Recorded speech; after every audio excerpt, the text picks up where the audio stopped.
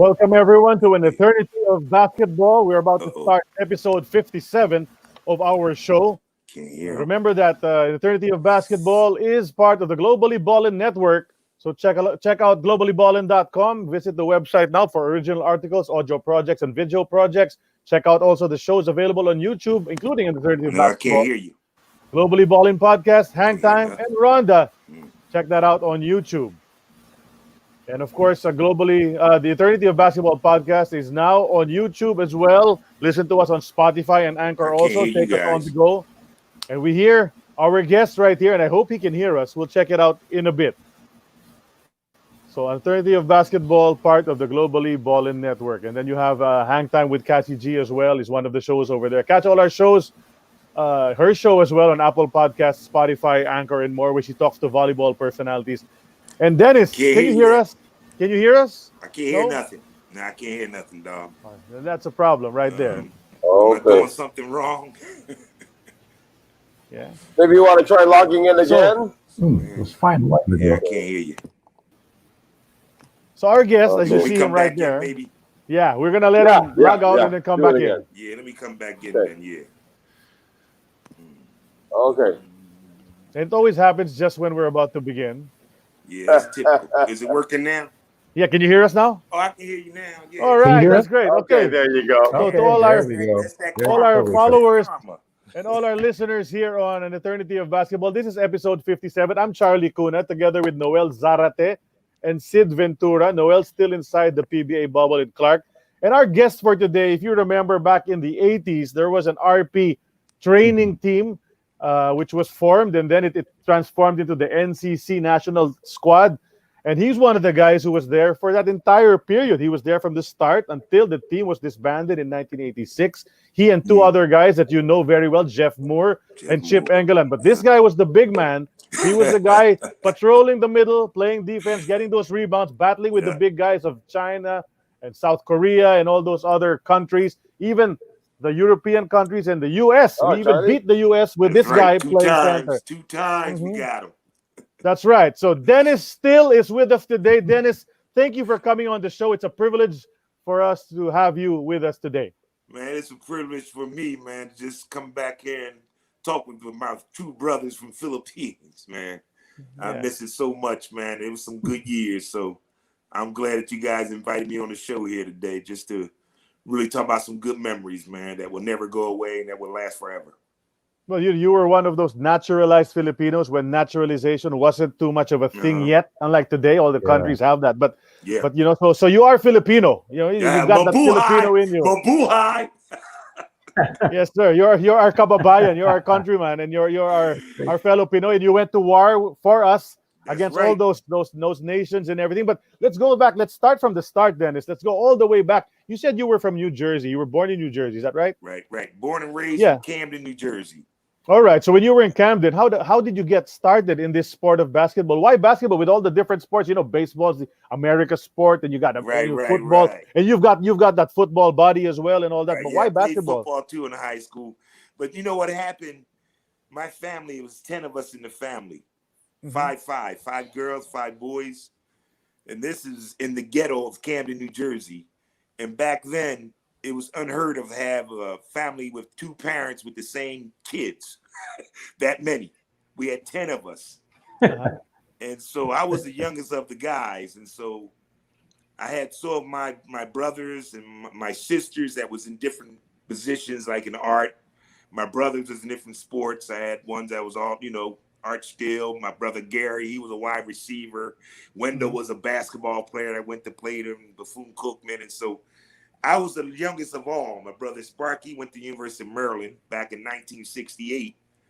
And he would have been the first one in our family drafted, but he blew his knee out at University of Maryland. But I had all them 4 brothers and my sisters ahead of me that just, and being in the ghetto, back then it was sports mainly. I mean, your sports, if you had education-wise, you could have went somewhere, but sports was a big thing back in the 70s and 80s, man, just getting scholarships. Mhm. So who We came from introduced you to hard ghetto, basketball?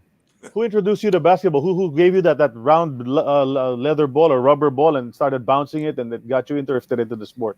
my oldest brother, man, is James, is Sparky and everything, Mm-hmm. and he started playing that in 11th grade, and he ended up going to University of Maryland, and Mm-hmm. he kind of like, when I seen him do what he did and everything, I like to get in that position. Lefty Drizel was a coach then, Mm-hmm. and he was back in 1968 playing while we was having the riots and all that in Mm-hmm. Vietnam and everything, Yeah, yeah, and the Black Panther thing, and my brother, yeah, yeah. man, I looked at him and I just. And then I had my other brother in football, plays professional football back in the day for the Chiefs and everything. So I had all four of my brothers gave me so much guidance in sports wise. And Mm-hmm. that's what opened me up. And plus, I was the black sheep of the family. I stayed in trouble, got kicked out of school in 8th grade.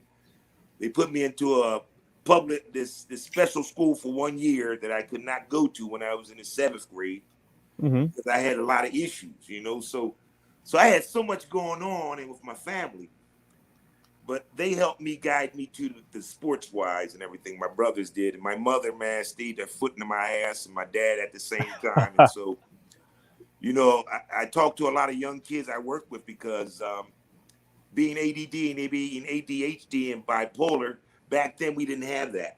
We Mm-hmm. didn't know that. Coaches knew I was just crazy.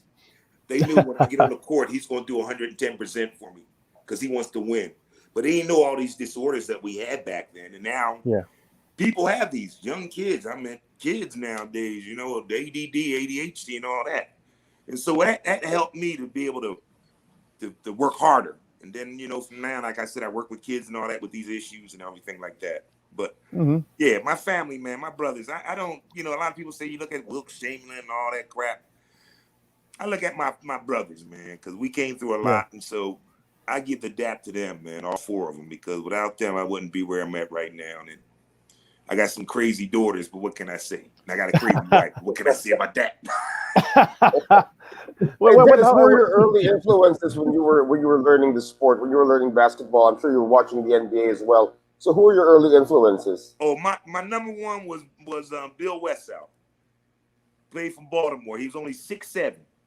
Mm-hmm. And he was the top back then. He played against Wilt Chamberlain and all them guys, and they said they hated him, man. He would just beat them down, man. And he was only a 6'7" center, power forward back in the day. And that was back in the day where it was rough basketball.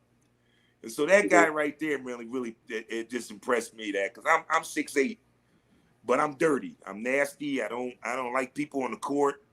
You can be my mom. I'll spit on you. I just that was my job back in the day. I got fingers all busted up too. So, but Bill Unseld, man, was one of the best I looked at all the time and everything, because he was just a hardcore ball player. Right. He played against like big players like that, Russell and all them kind of guys. Uh-huh. Man, they said they hate him. They didn't like him at all because he was just dirty. And that was my job. And I enjoyed being that dirty player. I don't mind being the one that got to have the shots and be the glory guy to get 30, 40 points. My job was just to get rebounds and be happy about it. And we win. We win. Yeah. Kai Dick can make 40. I get maybe two points, but I got 30 rebounds. I'm happy. Yeah. That's right. You got Sam. You got like Wes Unseld himself, huh? Yeah, that's exactly how Wes Unseld was when all those other guys were scoring for him. Elvin Hayes and the other guys, he was just getting all the rebounds. Yeah. And so I had the team. I had Jeff, Chip. I had all the best players of the national Filipinos. I think they were the best players at that time, because we will pass. We will pass with young boys. I had a good team, man, and they understood me, man. They appreciate what I did in practice. I would whoop their ass. I beat them down every day. But Are your brothers big boys too? I mean, are they 6'5", 6? Are they big guys too? As like you are, your brother? My brother James, he's 6'7". I got another brother Art. He's around 6'7". And I got another brother around about 6'5" and 6'4". Wow. Okay. And Art Steele, everybody knows him. He played at Kansas. I don't like Kansas City Chiefs, but don't let them know that. Oops, they know now. I like the Chiefs, but no. But and then I have a sister. I don't know if you guys knew about Val. Val played at University of Kentucky, and she right now holds men and women rebounding and scoring record until this day right now. Mm-hmm. And that's at Wow, for University of UConn, Kentucky. huh? So, and she played in the No, for ABL, Kentucky. Mhm. right? Oh, for Kentucky, Kentucky. University All of right. Kentucky. Yeah. It was in the SEC. Yeah. Uh-huh. And so I have, man, I got family that that prove coming from the ghetto you can make it. Was she a center also, Val? Yeah, she played. Yeah, she played a 4 and a 5 Mm-hmm. and everything and stuff. But she holds all the records. At University of Kentucky, that's a big Yeah. Yeah. program there and everything. It is. It is. So Bluegrass, right? but it's the family we came from, man. We struggle, man. Like the Filipinos, man.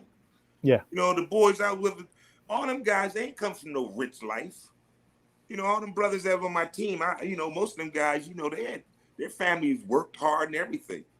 And it was the same. My family, we wasn't rich or nothing like that. So when I got with the Filipino brothers, I was like, man, we're gonna strive and do something. Mm-hmm. And that's what I loved about the team and everything, man. We was a young team. We had a lot of talent, and we had a good coaches that was there for us. So Mm-hmm. Yeah. But how does a guy from New Jersey end up in South Alabama? Oh, Huh? they call that money. I can say it now. They can't. You can say it now. Yeah, no penalties for you anymore, huh? No. Most of the guys that do, they do interviews with me. That's one thing they ask: why the hell you go from? And I had over 800 something letters. I had UCLA. I had Kentucky, my brother, and all that stuff and all that. Oh, okay. But Alabama paid the most. Put it bluntly, they paid me good. And so I only last there for like almost 2 years, and I ended up going to Lord and Marymount in California. But it was all back then. Was money, man. People don't understand that when you coming out the ghetto, you got nothing. And I had all these Division I schools paying, but Alabama paid the most. And that's what it came down to, really, honestly speaking. Uh-huh. We did a good job that year I was there. I think I was the second leading scorer on that team and everything. My freshman year, we played against my freshman year, went to the NCC to the first round, and we played against, I think it was Daryl, what's his name, from Louisville. They won it that Daryl year. Griffith. Daryl Griffith. Yep. Daryl Griffith. Yep. Damn, y'all, hey, big dog, y'all. That's Dr. Duncanstein. That's what they called him. Yeah, Dr. two Duncanstein. brothers, the great brothers is there and everything. They beat us and everything, but I ended up leaving there and everything because I didn't have my mind right. Period. I think I wasn't, there. I should have stayed where I was at, but I'm glad I did because I wouldn't be where I was at now, going to the Philippines. So so it worked out good. Yeah. But you mentioned you transferred from South Alabama. You went to Loyola LMU. You went to Loyola Marymount. How'd that happen? Coach Ron Jacobs. Uh-huh. Did he recruit you, or did you just No, he right recruited chance? me and everything. He had a ball. Oh, He had they came to visit me down in Kansas, Missouri.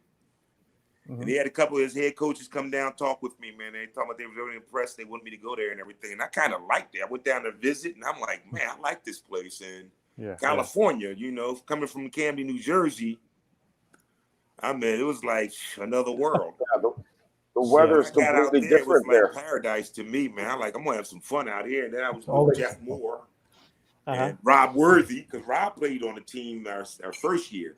Mm-hmm. I think y'all remember he was on the first training team. Rob Worthy was on.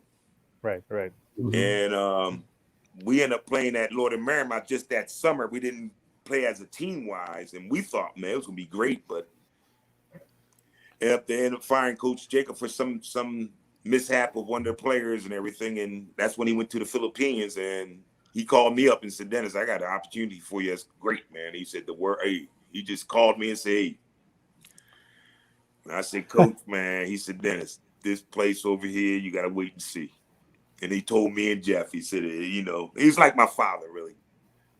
Right. And, but before that, Dennis, did you ever hear about the Philippines before Coach Ron ever talked to you about it? No, never. I'm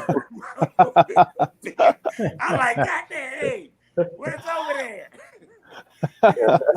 Woo. I'm like, what the hell? My family was like, what the hell? Dennis, look, finish college, then go. They like, no, don't go. But you had no idea, huh? I mean, we didn't know. This is my first trip I took out of the United States. It was the first trip ever. And so for my family, they was really pissed off. My brother Art, which he had his agents and all that, wanted me to stay and finish up college because they had teams prepared for me. But when I went over there, I was like, I'm not coming back. And it was just, and everybody in my family didn't want me to go. Everybody was against me about that. But I said, I just have it in me. I always been that way, I think. I always, like I said, I've been the black sheep, and I always wanted to just do the different. And when I found, my coach said he was over there, man, I'm like, and I really believe in Coach. You good people, man. I think he had a lot of interest in me. He knew I could have stayed there and probably end up going to the NBA if I stayed there and everything. Because I had agents for my brother. But when he talked to me about coming over there and everything, and he says that's my decision, what I was going to do and everything. But the way he put it and everything to me, I said, Coach, man, you brought me here. I'm going to go over there then for you. And man, it's the best. What was it like being on an airplane for 12 hours? Well, I was kind of fired up, dog. I ain't gonna lie, man. I think I almost missed the airplane. I was so. That's the first time ever being on a plane that long. So and what was so messed up? Jeff and all them, everybody. We was all because we had the All-Americans then. That was in 1980. We brought a bunch of Americans in, man. We had, I don't know, I forgot the guys' names. But we had it was a professional NBA team. It was NBA team. We was all players, top players, different parts of the United States that my boy brought in, Coanco. He really wanted. He didn't go about it the right way, maybe the first time. But he wanted the team to win. He didn't give a hell. He said he could be all freaking white. I don't care. Filipino. Because he wanted that name. And he was so proud of that name. And everybody freaked out the first year, and I understood that. But we had all these players, man. These was top NBA players. Yeah. These guys that we had on this team and everything and stuff. So, but he was so in his heart, he wanted the Philippine name, man. When I talked with individually, me and him got together. Ron got with me, and we sat down. I talked to Coanco with his cut up English, but it was good. But he talked to me individually, one-on-one. Ron left the room, and me and him sat and talked. And he said, "Dennis, this is my objection. This is what I want. My projection of what I want for this country and everything here." And he said he wanted to ask. He said, "If you want to be with this, we would love to have you with this program." But he said, "I want to win. No. It's like you can't lose. Because I'm bringing all these over here, and we lose, they're gonna cut my neck off." Because everybody would, because that's just what it was back then like that. Yeah. And so he was like, "We gotta win. It's got to win." And it was like one of them things. And so he said, "Man, if you stick with me, man, I'm gonna take care of you. This country's gonna take care of you. This country's gonna have to treat you like a darn son." And I said, "You know what? I'm in." Okay. I'm in. I said I was in. Me and my boy Jeff. Me and Jeff talked. But when we was on that plane, we were scared as hell. We didn't know what we was getting into. We really didn't, man. What was your reaction, Dennis, when you like, what the hell? Where we going at? My family, they were scared because they like, where you don't know where you're going, Dennis. Really. But one good thing out of that plane trip, and Jeff will tell you, I was so fired up drinking because I had to go to sleep. I woke up the next day, meeting a nice Filipino girl, man. She gave me a phone number. I wanted to yeah. And Jeff was like, "Man, this nigga drunk." And but no, it was one of the best flight I had and everything. But no, it was scary, man, the first time, to go over there, man. It was. Yeah. I was about to ask you, what was your reaction? What was the reaction when you got off the plane and saw the Philippines for the first time? Oh man, that heat hit me, man. I was like, "Oh, whoa!" That heat hit me like, Yeah. I start pouring down rain. That's all that beer coming out. Much hotter than California, right? Much hotter than California. 12 hours. But when I got there, the people, man, it was like they came up on me. I'm like, dog, like we gods.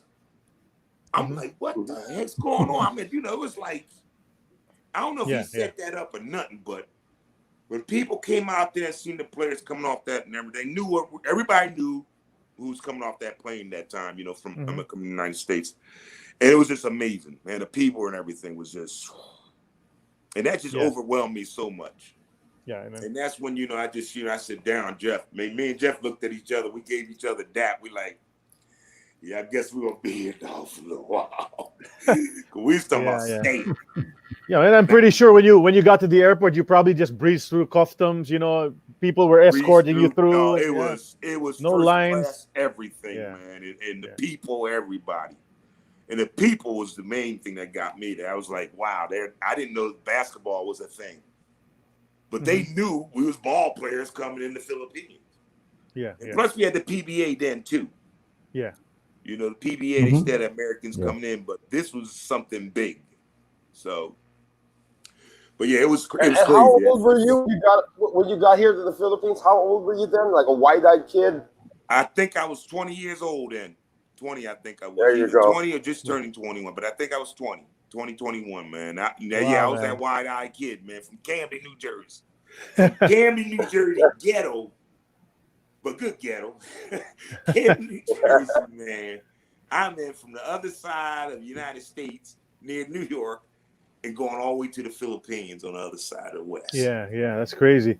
And Did you play center already when you were back at South Alabama and LMU? They had me mainly like a 4-man. Back then we had positions. You had the 5, 4, 3, 2, 1. Yeah, that's how basketball really was, and that's how it should have been, and it should be, but it's not that no more.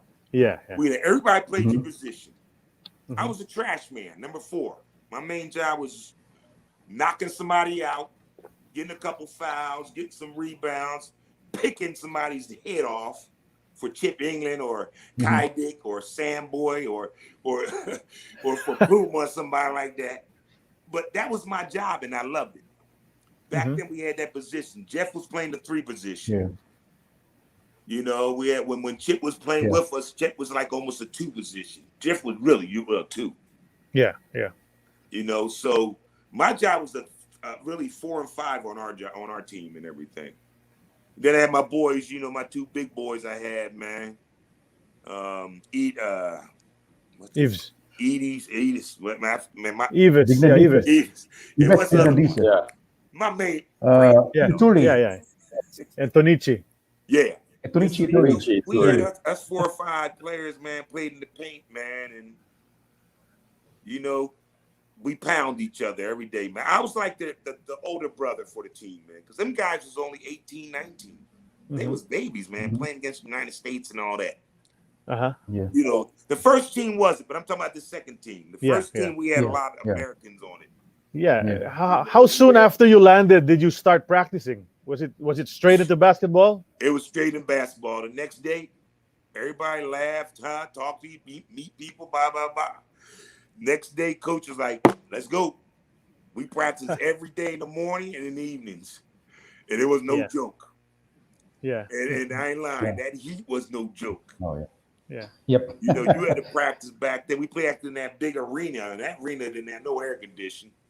I almost died in that arena. But let me guys, let me just name some of those guys just to refresh your memory. Dennis, you had Steve Shaw. You had Webster, Collins, Eddie Joe Chavez, Steve Lingerfelter.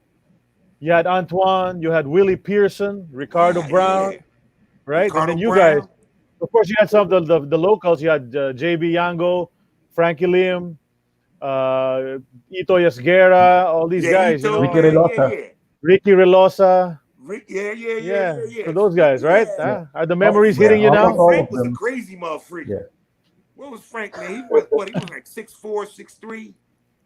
What's his name? Which one? Frank. 6'4", crazy guy. He played post with me, man. He's a Filipino, but he was a dirty motherfucker. Not Ricky. Wasn't it Ricky Relosa? Yeah, Ricky Relosa. Ricky. There you go. Ricky. Yeah. Fun, man. Laugh, but with dirty, will hit you. You can punch punch him. It's probably Ricky. You know where he is now? You know where Ricky Relosa's based now? Ricky Relosa is based in New Jersey now. What? I'll be Yeah. damned. Yeah, Yeah. he was one of our first guests on the Wow, Yeah, I'll on be show. this show. done, man. Yeah, but that was my boy, man. I loved him, man. That team Yeah. was a great team, but the best team was the second one. I'm gonna tell you that now. Yeah, yeah. Mhm. Oh No yeah. doubt about it. The first Yeah. team, the first team, Kawanko was trying to just get things established. Mhm. And he told Jacob, man, do what you got to do. Get what you got to get. Let's do it. And so when we went about it then, it was kind of like everybody, you had the problem with the Nationalists and all that. Everybody's going crazy now. And he's seen, okay, yes, you guys are right. Let me cut that down. Mhm. And he did that. He did a good job of that because he just had two of us, really. We had Chip eventually. Yeah, yeah, But he cut it down where it was Filipino team. yeah. You And know, just the three. How did you survive that cut? I mean, why were you and Jeff single or selected over the others? Why were you and Jeff left on the team? I think Jake seen so much in me and him, man, because when he recruited us from LMU, Mhm. he recruited Jeff, man, at I think the JUCO school Jeff went to. Mhm. He went with Jake for a little while and then came with LMU. But he came to me and came to him straight up like, and he seen what kind of players we were, man. He knew. He knew I had a lot of bad temper. He knew my man, I was, but he knew he's going to go in there and he's going to kill somebody for this game. And if his mom's on the court, his dad on the court, he's going to take him out because it's his job. And so that's why I think he stuck with me mainly, man, because I had a lot of issues. I cussing people out, man. And Jake, it was hard to handle me, but he knew, leave him alone, I mean, game-wise, nobody talks to me before the game. They wouldn't never say nothing to me. I mean, I'm in the corner somewhere. So he's talking to the team because he knew my mind was fixed on what I got to do. And so that's why he kept, and they knew Jeff was a Michael Jordan. See, out of all them other players, and we had top players there too. We had top big boys. What's his name? Mark Shee. They could have kept him. But he wouldn't look Filipino, man. I think I look a little more Filipino at least. Yeah, White boy ain't gonna look. At least Jeff got the black. They say, well, he sees half American is bad to me. No, but Hey, did your Filipino teammates try to give a Filipino name? Did the Filipino teammates try to give you a Filipino name? But he was white. No, but he had a bunch of players there he could have pulled out. But he knew me and Jeff. He knew when we came from United, we could have stayed and played at LMU and probably could have went somewhere. Yeah. We probably got it picked up or something like that. But he knew when he asked me and Jeff to come over and do what we was doing at our young age, he said he's going to take care of us. And he made sure that. He told that to me and Jeff that he's going to take care of us. Don't worry about it. But you got to do your job. Right. It wasn't a thing, I'm going to take care of you. You can be you can't, you're horrible, but I'm going to keep you. No. You got to do your job. And if you do your job and you do what you're supposed to do for me, I'm going to do what I need to do for you. And that's what he did for me and Jeff. And Chip England. But mainly, before Chip was there, me and Jeff. Yeah. And he did it for us. Yeah. And you know what? When we practiced, we played against them Americans because we had tryouts. Man, they got to that point. They started having big tryouts now. They was only taking 2 or 3 players. That was me and Jeff. They took eventually. But they had tryouts for all that. The second year, it was no, you got it. But me and Jeff, we just walked booty. I mean, we was just straight up hardcore. Jeff came from Tucson, ghetto. And me and him the same age. Jeff is 1 year younger than me. And we lived together the whole time we was there. And it was like Coach knew that we had a little pack, me and him. We had a good friend of ours, Rob Worthy, that was good too. But Rob didn't last that long because Rob was somewhat not coachable. I know I could have a hot temper, but Jake knew he can calm me down. I knew not to go overboard. I knew if I got 3 fouls in the game, when we played against the United States that final, I was hurt. I shouldn't have been playing. My ankle was gone. It was gone. It was gone. Yeah, I remember. But all Jake told me, he said, Dennis, get on the court for me, please. That's all I want you to do. I don't care if you hobble, don't get no points or nothing. Just get on the court. And that's how much confidence that he had in me. And that's why I really believed in him. And I really that year I thought, if everything didn't go bad, like, all that crap went on, I'd be still there right now. Yeah, Retired, family, living Uh-huh. out there, man, kicking it. Yeah, Who yeah, knows, yeah. coaching maybe. Yeah, yeah. But Yeah. that was my plan, me and Jeff, man. Rick, John, Ron, and everything. And the boys we had, man. I had some boys, man. Yeah, let's talk about those tournaments one by one. Yeah, But yeah. I think Sid, you have a question, Sid? Yeah, no, What's no, that, Sid?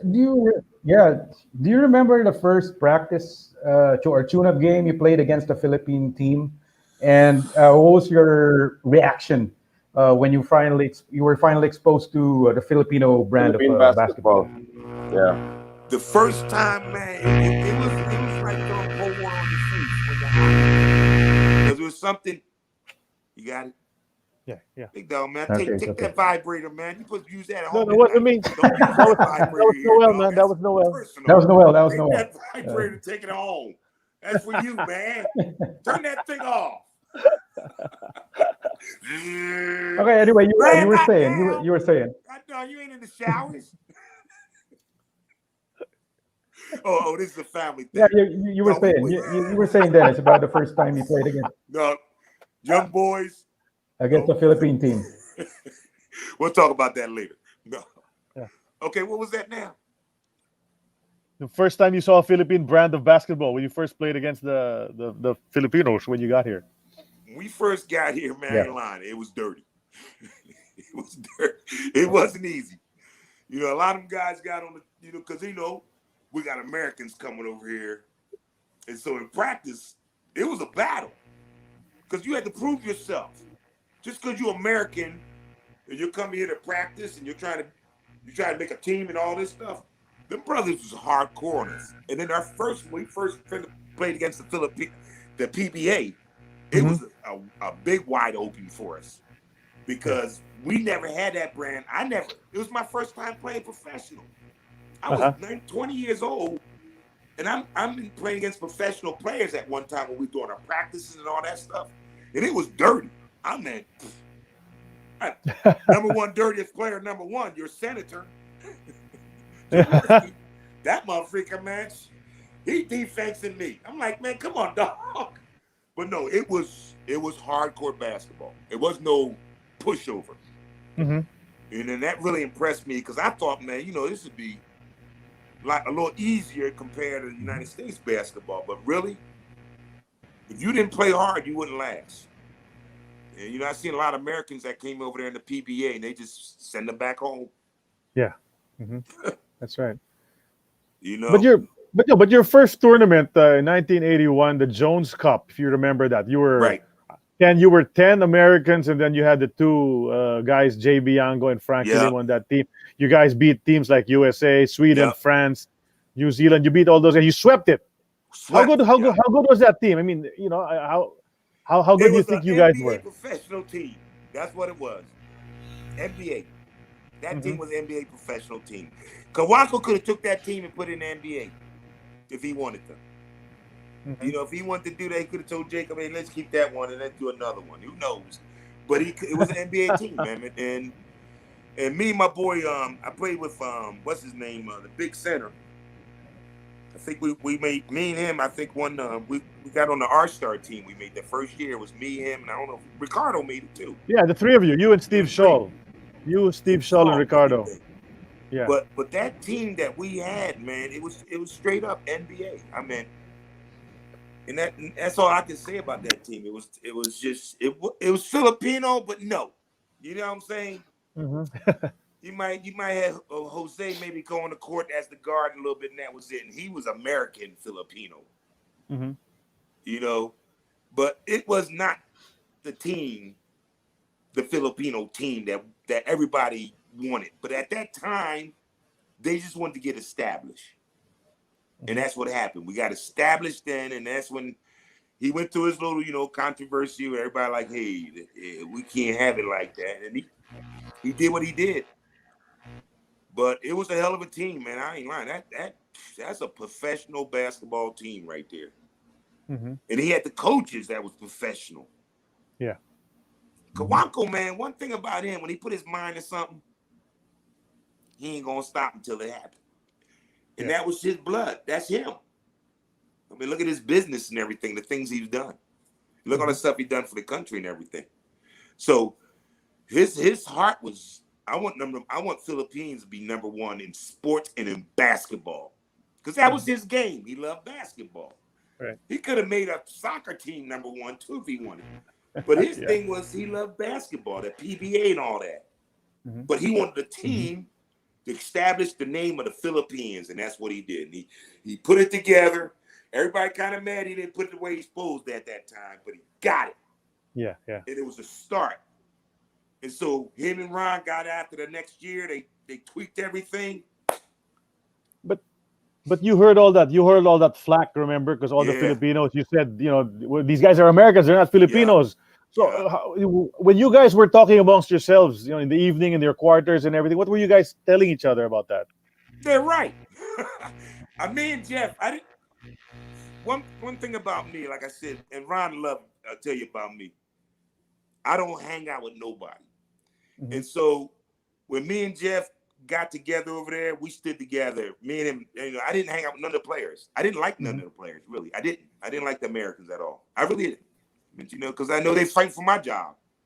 I mean, they say they're my friends, but shit, they try to take my job because if I don't do my job next year or whatever, I'm going home. So I didn't like none of the Americans. The only one that hung tight was me and Jeff. And Coach put us together. We stayed in the same place. We stayed in the same hotel. And then the next year, we had our own condominium together. And that's all I hung with. I didn't like none of them players on the team. I ain't like them. I ain't like none of the Americans on the team at all. Because I knew they was trying to take my job. Right. So, and I knew this wasn't going to last. That year of all the team, what we did was great. But I'm like, Philippines are going to take this now. And I was hearing word then that this is not a Filipino team. So I knew I had to take my position. And I said, Jeff, man, we're going to work together. Forget the rest of them. Because hey, it's my life. And I didn't want to leave the Philippines after I got there. I'm like, I'm not leaving here. Jeff, man, said the same. No, we ain't going nowhere, dog. So we're going to say, if we didn't stay there, we probably played in the PBA. Maybe. But my main goal was staying with Kawanko and Jacob. And so we knew we had to do our job. And so I didn't care about the rest of them guys. I knew the following year they wasn't going to have that team again. I knew that. I knew that was going to happen because I after a year of being there, and I had a lot of reporters that I knew that personally, friends of mine and stuff that I met during the year, and they was putting the word on. I said, I agree with you. This is not the Filipino team. It's not. It's not. We got guys, man, that we had a team, man, average height, what, 6'8"? No, I'm just saying. But the thing is, it wasn't the Filipino team, and I mean, we did a good job. We established the name. So, but I knew the next year, and Jacob came to me and talked at the end of the year. It was like we had some changes that gonna be coming up, and we'll let you know. And we said, okay, cool. But that summer was kind of shaky because me and Jeff was wondering, are they gonna bring the team? Are they gonna bring us back? We didn't think they were gonna bring nobody back after because it was great. We won it, but the people, the nationals, and all that didn't like how I went about it. I mean, and I understood that. They right. I mean, shit. Yeah. It was a tough time for the basketball fans because they couldn't accept that was going on. Philippines basketball is the sport. Yeah. In other countries they got Thai in Thailand they got kickboxing and all that kind of stuff. Boxing and basketball is the sport, in my opinion, back then for the Philippines was. Yeah. Yep. Boxing, basketball. And the PBA was the only two professional leagues in the world in the PBA. The only two professional leagues in the world at that time. Because in Europe it was all international. It was no professional league. Yeah. It was a European league. But the NBA and the PBA was the two professional leagues and everything. And so the people here loved it. Basketball, man. God. Yeah, you guys played some exhibition games against the PBA teams. You mentioned that you played Toyota, you played against Crispa. I know you remember Senator Jaworski, but any other names that stuck out to you You got immediately? Fernandez, man. You got a bunch of them guys. You know, even my Fernandez, boy yeah. Black. What's his name? Norman. Norman, man. Norman Black. I didn't like him much back in the day, man, because when we played, I just want to hurt him. But but good player, man. You know, all around He still hardcore. coaches. He coaches in the PBA He's still coaching now. now. Yeah, But his son He's plays with for him. Noel in the bubble. Oh, his Yeah, son's he's with playing Noel now? in the bubble Wow. right His now. son. Yeah. He drafted his son, Yeah. and his son plays for him now, playing Yeah. well. Incredible. He's a rookie. Ain't that something, Yeah. man? That's how you take care of your Yeah. family, you know. But no, there's so many players there. You know, name-wise, I can't say names. But I'm gonna tell you, my first year coming from the United States out of college and playing professional players, it was tough, man. I mean, we was out to cut. I mean, I remember one time first time ever I got cut in my eye. This first time I learned about super glue. Uh-huh. Man, I got cut in the game, man. Went over there, Ron Jacobs called the trainer, went over and got some super glue, put it on there, get back out. And it was the PBA was raw dog basketball. It was not easy. And people have to understand that Americans do it too. When you come over there, if you didn't play, you didn't score, you didn't rebound, you in defense, you going home. Mm-hmm. And it was like that, man. They ain't play around. And that's what the guys, when I met most of the Americans, they said, man, you guys got it. I said, yeah, man, I'm on a national team, so I ain't to worry about all that crap you worry about, dog. But you got to worry about, I miss a foul shot, I'm okay. You miss a foul shot, you go home. The expectations are pretty high, man. Yeah, the PBA, man, the PBA ain't no joke. You don't score over 30 points your first game, you're going home. Mhm. You don't get 15 rebounds, you're going home. That's true. And They think you're Superman, right? On the bench the next day watching while you practice. Who's he? That's the guy coming to replace you if you don't tonight. That's how rugged it was. That's true. Yep. Yeah, you got it. Aside from Norman Black, you remember? Yeah. You get hurt, you still got to play. If you get hurt, I'm telling you, if you get hurt, something like that, they're going to send you home. That's how it is. Aside from Norman Black, that's how PBA was. And they only had 2 players, per team, right? Back then. Yeah. And then sometimes I only think they had one league where it was just one player that they would play a national American, and that was it. And I think that was any height or size. That's when I played against. Correct. Yeah. So PBA ain't no joke. But the life that you get over there, if you get stuck, you stick, you living great. Mm-hmm. Ricardo Brown. Yeah. Ricardo lived like a goddamn king over that motherfucker. Ricardo, man, you know. I used to call him Boss Baby, man, because I used to go visit him upstairs and he stayed in the same condo. We stayed at Green Hill condominiums and everything, man. He lived on a certain floor. He used to always call me up. Yeah, come up. You can talk to me. Dennis, come on up. I'll give you 5 minutes. Call him Boss Baby and shit. You know. Yeah. But the thing about it, I would see Ricky come home, man. Me and Ricky would talk after games. Cause we would practice most of the time because we wasn't playing the PBA at first. We just practicing. And I would see Rick, man. That dude had marks on him. That was just practice. I said, your team beating you down like that. Yeah. That's how good he was. They all wanted to hold him and but that's how they played back then, man. If you was American, you better prove yourself. Yeah. Filipinos don't like that. Yeah.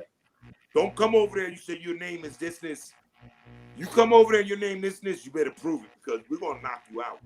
That's right. You know, you got people like Billy Ray Bates came over there, man. Shoot. And everybody knew. Yeah, he was crazy. But that's how basketball was back then. That's why I appreciated it back then, man. It was a professional league. The Philippine league was a professional league. Yeah. You know, it wasn't that European crap. And so it was rough, but at the same time, you learned so much and everything. But I'm glad, man, I didn't have to play on that PBA because yeah. You only played a couple of tournaments, right? But you didn't play the whole season. We just played a couple and exhibition games and all that we did and everything. What were you asking, Sid, about other imports?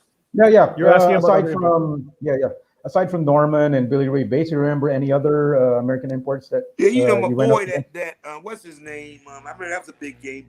Francis Wise was. I Francois remember Wise, he yeah. was a Francois big Francois Wise. boy. Wise. We Uh-huh. beat Yeah. them. We beat them in I The think finals. Championship, yeah. finals. And Francis It's so sweet. man, we was pounding him, man. After we talked, he said, "Dennis, you and Jeff, man, you guys, we pounded him that game." But you know, one game I was very happy about. I almost got kicked. I don't know if I got kicked out of that game. No, I did not. I don't think I did. What's his name that scored that 100 points at one time? Michael Hackett. Yeah, Michael I had Hackett. him one night. And then everybody's talking the big talk. Because they was like, is he going to get that 100? He's going to score this and this and this. And to me, it was a good game, a good defensive game. I kept him under, I think, 30. He had like 25 or something.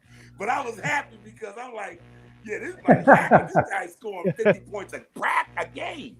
Yeah, I he think was. he was averaging close to 50.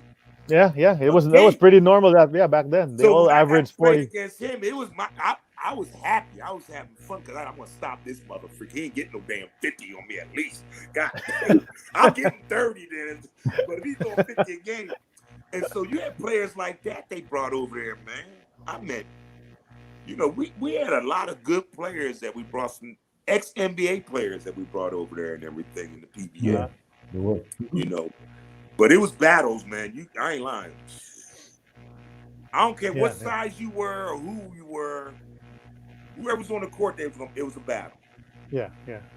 It was a battle. Among the locals, who gave you a hard time? I mean, who did you have a hard time defending against among the locals in the PBA? Local players. I'm trying to think of who, man. You know, like I said, we didn't play too many of them and everything, most of the games and everything, but I was like that 4 position. It wasn't that many playing that position like that. I had I can't really name wise, you know, when you get 61 years old, dog. Well, there's this guy by the name of Ramon Fernandez. Yeah, there's this guy by the name of Ramon Fernandez. Did you remember him? No. Don't make me think too much. I'm old. No. But no, man, you had so much, man, back then, man, the Philippines. It's hard to pick names and all that because. Yeah. So, but you did mention earlier, Dennis. You mentioned Fernandez, right? You remember Fernandez, right? How about Gidaben? Remember Gidaben? Gidaben, man, was another knucklehead, man. Guys, you know, they played with heart. They didn't play. Them guys didn't care who you were, what name you were. They don't care what kind of NBA player you came from, you know, states and came over. Them guys will put their foot up in you, man. Didn't care. And that's what I loved about the basketball thing. And I think that's what helped our young team. When we played in that PBA, it made us the best players ever to go against the United States like we did that following year. I don't know, months or so. Yeah. Because after we won the PBA, that's when we went to the big thing. Yeah, that's right. And we were prepared. The boys was ready. The boys got their confidence up. These were young high school players now. When we played in the PBA, they was high school players, really. They was going to college, probably freshmen and sophomores. Mm-hmm. Yeah. And so when we came out of that PBA, it was perfect that tournament, everything we had to come up with, the William Jones and all that came up, all the ABA, ABC and all that. Yeah. That came up perfect because it boosted our confidence that, damn, we won the PBA. We can play ball players now. And that's what just helped us so much, especially you're in the William Jones Cup, ABC Cup. Yeah. Then we played SEC, whatever that was. I mean, it was a bunch of them. Yeah, all those tournaments, and you pretty much remember them. But let's backtrack a bit. Remember 1983, you played a tournament in Hong Kong. They let you play. They let you play a couple of games, and then they disqualified you guys afterwards. What do you remember about that? We was Must so have pissed you off, huh? Man, I remember me and Jeff. And I don't know, maybe he didn't have the papers right or something. Something was, man. And it was so, man, because we were so ready to, we was going to tear this thing up, man. And so we went through that problem, and I think it was a lot of, you know, all that bull crap back then and everything, just because they had me and Jeff, and they was freaking out. Yeah. But the other teams had other players and everything from the states and all that. A couple of them had coaches that coaches some of them other teams, and then they put that on us. But we was kind of pissed about it. But I ain't gonna lie, I had a nice time, dog, in Hong Kong, man. I was laying back, man. You know, Blanca put us in the top Imperial Hotel, so I'm like, well, we'll take this as a vacation. No. But no, it came out okay and everything. But it was a blow to everybody because everybody was kind of peed off on that. Yeah. Yeah, because they let you play all first. That politics, man. That's all it was. Yeah. You know, and you know what happened too when we had that Filipino, the first American Filipino team. Yeah. That put a damper on us. So in that year, they tried to put everything on us, man. They tried to, they was trying to get me and Jeff, like we didn't have this. We had all our paperwork and everything right. Everything was legal. It was legal, everything. Yeah. And coach cut everything down, just the two Americans. But that year when we had all them Americans, that's when they came through all this chaos. Yeah. You know, and then we got it fixed. And they couldn't stop us. Then it was cool. Yeah. We was in then. After that year, we went through a lot of legal stuff and everything.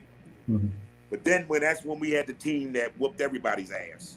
That's, we went to the, United States, beat them and everything. And then everything was legally set. We was Filipinos. Yeah, when you got no more. Yeah, that is when you got Chip Angle, and what was your reaction? We were supposed to do and everything. We had our paperwork and all that stuff. And so we was set, man. Me and Jeff was like, man, this is our home. Yeah. Go back and visit family, visit me. But me and Jeff was like set up, man. We was like, man, we're in. How were things when? How were things, Dennis? It was always you and Jeff, and all of a sudden the other guys had gone, and then Chip Engeland comes in. Yeah. Did you know Chip Engeland before he came over? No, I ain't no Chip, man. He told me he went to Duke and all that stuff. When Yeah, I seen exactly. him, man, he little skinny motherfucker, man. You know me. I'm just the crazy one. Jeff's always the nice one, man. Try to be nice there. But I looked at the dude. I like this skinny motherfucker. Ain't gonna be doing shit. So how was it? What did you think when you saw this skinny white guy That's from what Duke? I thought. I looked down like this little pussy ass nigga. Oops. Blink, blink, blink. No. Basketball talk. It's basketball talk. Yeah. I had to break that out. But when I first seen Skip, man, Chip Nick came to school. I think he had his girlfriend. And that's what kind of me and Jeff was like, what the hell? This nigga got his girlfriend here, man. We had the Philippines. He bring his girlfriend over with him. But it was kind of cool, man, at first and everything. And, Chip was one of them types, man. Chip was always like, just everything was nice. Now I'm one of them types like, man, come on, dog. You skinny little ass. I'm going to beat the crap out of you, man. But he came over. I beat him down in practice and everything. Coach knew I was going to beat him up. I cussed him out a couple times and everything and stuff like that, as usual. I cuss all the players out because they know I'm ADD, ADHD, and bipolar. But then we got, everything was cool. Me and Chip, man, his job, we ended up, working together. Yeah, man could play. At first it was like, and like, hey, what it's like in a way, not with me and Jeff, because me and Jeff knew each other. It was like a darn Shaq and Kobe. Chip can shoot that motherfucker. Kobe can shoot that, but Kobe can brick that motherfucker too sometimes. Yeah. People don't think about how Kobe shot a lot. But Chip was that way, man, with me, man. It was like a Kobe Shaq thing with us. And, he knew when it came down to hardcore, we're going to come down together. Man, he knew when I knew and he's ready, I throw them picks on him, he's going to come and get it. But he knew I'll get mad at him when he missed a couple of them. Because I had to go get it and give it back to him. And I'll be like, dude, don't miss this. Yeah. You're making you tired. Yeah, hey, man, I don't mind, but damn, shit. But no, man, we had a cool relationship, man. It was one of them things with the guys on the team, they'll tell you, I beat everybody on the team up. I believed in practice. You practice hard, you beat each other up, beat each other hard. And then when it comes game time, when they beat on them, they be like, oh, Dennis beat me harder. So, and that's how we played, even with Chip, man. When we used to practice, he'd be on the opposite team. I was trying to take his head off, because I wanted him to be ready because this was going to happen when you play against other players anyway. Mm-hmm. And so that's what I did with the whole team. My post players, all my guards, my swing guards, my three. I beat them down every practice because I believed in that. And you know what? Ron let me do it because he was like, I'm like the older brother on the team, which I was the oldest on the team. Yeah. / captain. Mm-hmm. And so Ron let me do this stuff in practice. And he knew if it goes too far, Dennis, man, don't knock him out again like that. Okay. But he would, let me do in practice, beat these guys hardcore. And they'll tell you, when we practiced, we went home every night. Our Filipino national team went home. We went to bed. Every night after practice, you didn't go partying every night and all that. You went home. And we hit the bed because it was a national team, and that's how Ron treated us. With a national Filipino team, and you're not going out. I'm gonna bust your ass all night long. You won't want to go out.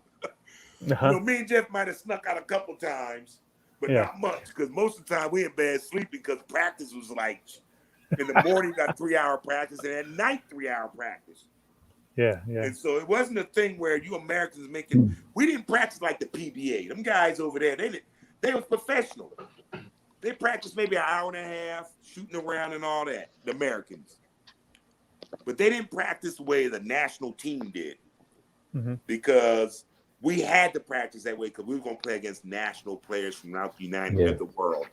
And so Ron had us 6 hours, sometimes 7 hours. Like I said, sometimes 3 hours in the daytime, 3 hours at night, sometimes 4 hours in the day, maybe 2 or 3 in the night. And we practice. And it was boring, man. It was, we hating each other. I know my boys, all my boys that was playing with me, they hated me. Because they like, this motherfucker every day he's fucking beating me up. Why is he beating me? But every day.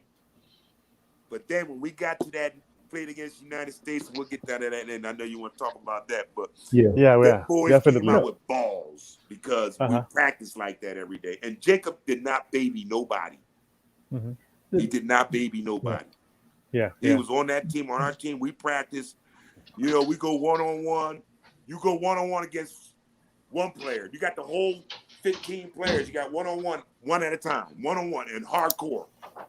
Foul, next. Switch, defense. Another one coming. Pow. And Ron didn't play no games with people, man. If you want to be a sissy, I'll tell you go home. I said, he was rough. Ron was like, and he wanted to win. But when he came on the court, he sat on the bench and didn't say much. But at practice, beat our asses. Because you're supposed to know what to do already, right? That's why he sat on the bench. Boom. Yep. You right on that. Did Ron Jacobs have? Did he do any bed checks whenever you were playing abroad? Alan Kaidik was our guest a few months ago, and he said when you guys were in Taiwan for the Jones Cup, he and Samboy wanted to sneak out and go out, right? And when they got to the hotel lobby, Ron Jacobs was there. And so, because making sure that no one was going to speak out. They were some dumb butts, and I had to stay on them boys, man, because remember they was young boys. They wasn't men. Not one of them was 21. So I think they was 18, 19. Yeah, thereabouts. Yeah, and so man, they act like boys. We used to be in the hotels, man. I used to get on them. They'd be in the hotel, running around butt naked in the hallway, man, tagging each other. Man, I like, get your butt to bed, man. We got a game tomorrow. These guys, that's crazy. I'm like, no, but I ain't lying. I used to get on a lot, man, because they played around a lot because they was kids. That's right. I forget that, and we forgot that too. I didn't think that way. We expect them to be men. But these guys would play around. I mean, go to bed late sometime. I'm getting on. Go to bed, dude. Man, why you in the hallway, man? What's wrong with you? Then eventually, coach had to get people. He started putting his foot down. They had Franz looking at me. I don't know what Franz was going to do for me, but they wanted Franz to take care of me Uh-huh. And That's what he Franz was the only said. one that could speak a little good English to me. So Franz was like scared. He's like, what am I gonna do with this big? Yeah. Make sure you don't go out. Man, you better kiss my ass. Get out of here. I'm out of here. Me and Jeff would sneak out. But we did sneak out. But coaches knew. They knew. They knew. You They know. just let you. They let you do that, huh? Yeah, because you know what? We're professionals. Coach, Yeah. one thing about Coach Ron Jacob and Kawanko, man, they treated me and Jeff like professional ball players. They didn't put no restriction on us, nothing like that, because they knew, shit, we got these guys would be, professional ball players, period. Right. So they treated that way, and they knew that Dennis and Jeff's gonna be on the court when they have to be on the court. Dennis and Jeff's gonna give 110% on the court. So they knew maybe we'll go out, maybe have a beer somewhere. We'll go downtown in Taiwan, man, go have a beer and kick it. Come back and everything. But they knew that was the way we ran our show. Yeah. And Jake knew, Dennis, you and Jeff, as long as we win in games, y'all do what you need on the court. Cool with me. That's all right. That's right. Mess up. We got And then somebody come in. And you guys had that awesome stretch, 84 and 85, all those tournaments. We're going to talk about that after this very short break. Take right that now. short break, man. All Man, right. give me a beer, man. I need a All right. Shoot, man. Give me a dog, Sam Miguel. An Eternity of Basketball is part of the Globally Ballin Network. Check out globallyballin.com. Visit the website now for original articles, audio projects, and video projects. And the show is available on YouTube, including AEOB, the Globally Ballin podcast, Hang Time with Cassie G, and Rhonda. That's on YouTube. And of course, we are also on YouTube and on Spotify and Anchor. You can listen to us on the go anytime, anywhere. AEOB, all our episodes, past episodes are there right now. And this one with Dennis still will be there very soon. So you'll have a chance to watch or listen. And then Hang Time with Cassie G. Of course, Cassie G talks to people from the volleyball world. Listen to that on Apple Podcasts, Spotify, Anchor, and more. And we resume episode 57 of AEOB. And Dennis is on break right now. So he'll be back very soon. But, interesting conversations, all these stories that we're hearing about the NCC squad, Sid. Siyempre, tuwa-tuwa tayo. Si Noel, siyempre, having bubble problems with his internet once again. So hopefully he's able to join us again very soon. Pero I'm sure, Sid, you want to get a little into all those tournaments that they joined and the little nitty-gritty in 1984 and 85, Asian Interclub, the World Interclub, the Jones Cup in 85, which we all love, di ba? So yun, papasukin natin lahat yun. Interesting conversation. We have around 10 photos lined up for starting from the first RP training team from 81 and all the way up to the ABC in 85. So and then Coach Alan kay Dick is now tuned in as well. So Coach Alan, we were just talking about you with Dennis a few moments ago. And then he was telling us about you running around the halls of your hotel. Yeah, you know who's watching, Dennis? Alan Kaidick's watching right now. Kai Dick is watching. That's something, man. Give him a kiss. Little sweet muffin. Kai Dick always had that little sweet face of his, man. With them tight shorts. No. Then he'll knock down 10 straight 3-pointers with his left hand. Hey. That's the thing. Hey, you know what?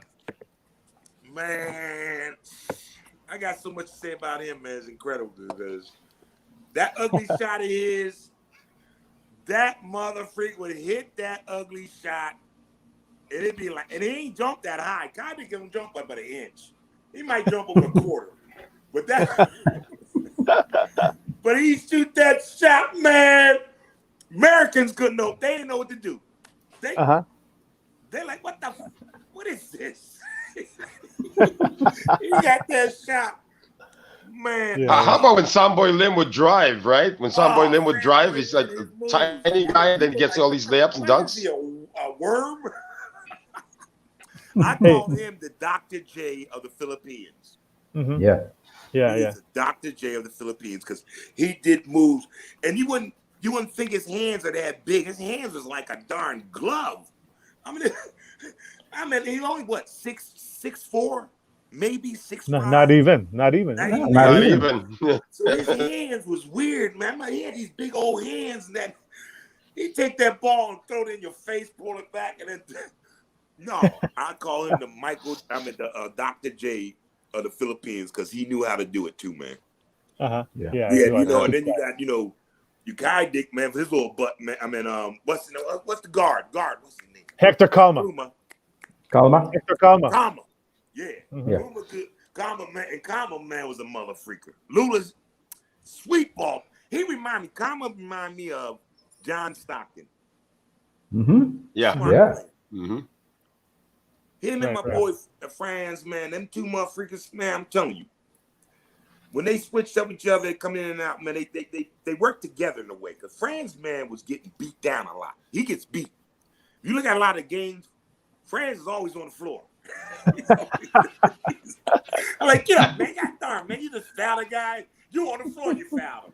No, but them two knuckleheads, when they tag team, when they come in one to the other come in, it was just perfect. And Jacob knew when to bring them in. When to give, Kama a little break and everything. But Kama, man, alley-oops. One of the best alley-oop players, man, around, man. Him and Pluma could throw me a good alley-oop. Mm-hmm. They would throw me that alley-oop, man, back in the day. And it was like, yeah. It was like, da-da, the dream. Yeah. And you try to rip the freaking rip off. Alan Kaidik has a question for you, Sid. Go, field it. Yeah. You have it there, Sid? What do you got a question for? What the hell is he talking about? Yes, he told us to ask you about your experience in the 1985 Pesta Sukan in Brunei. Okay, now man, I'm 61 now. My brain is going dead. Who was in Brunei? Yeah, you said you played in Brunei. There's a tournament there called Pesta Sukan. So don't remember? No, I remember that, man. Probably's off. Were we doing a game or something?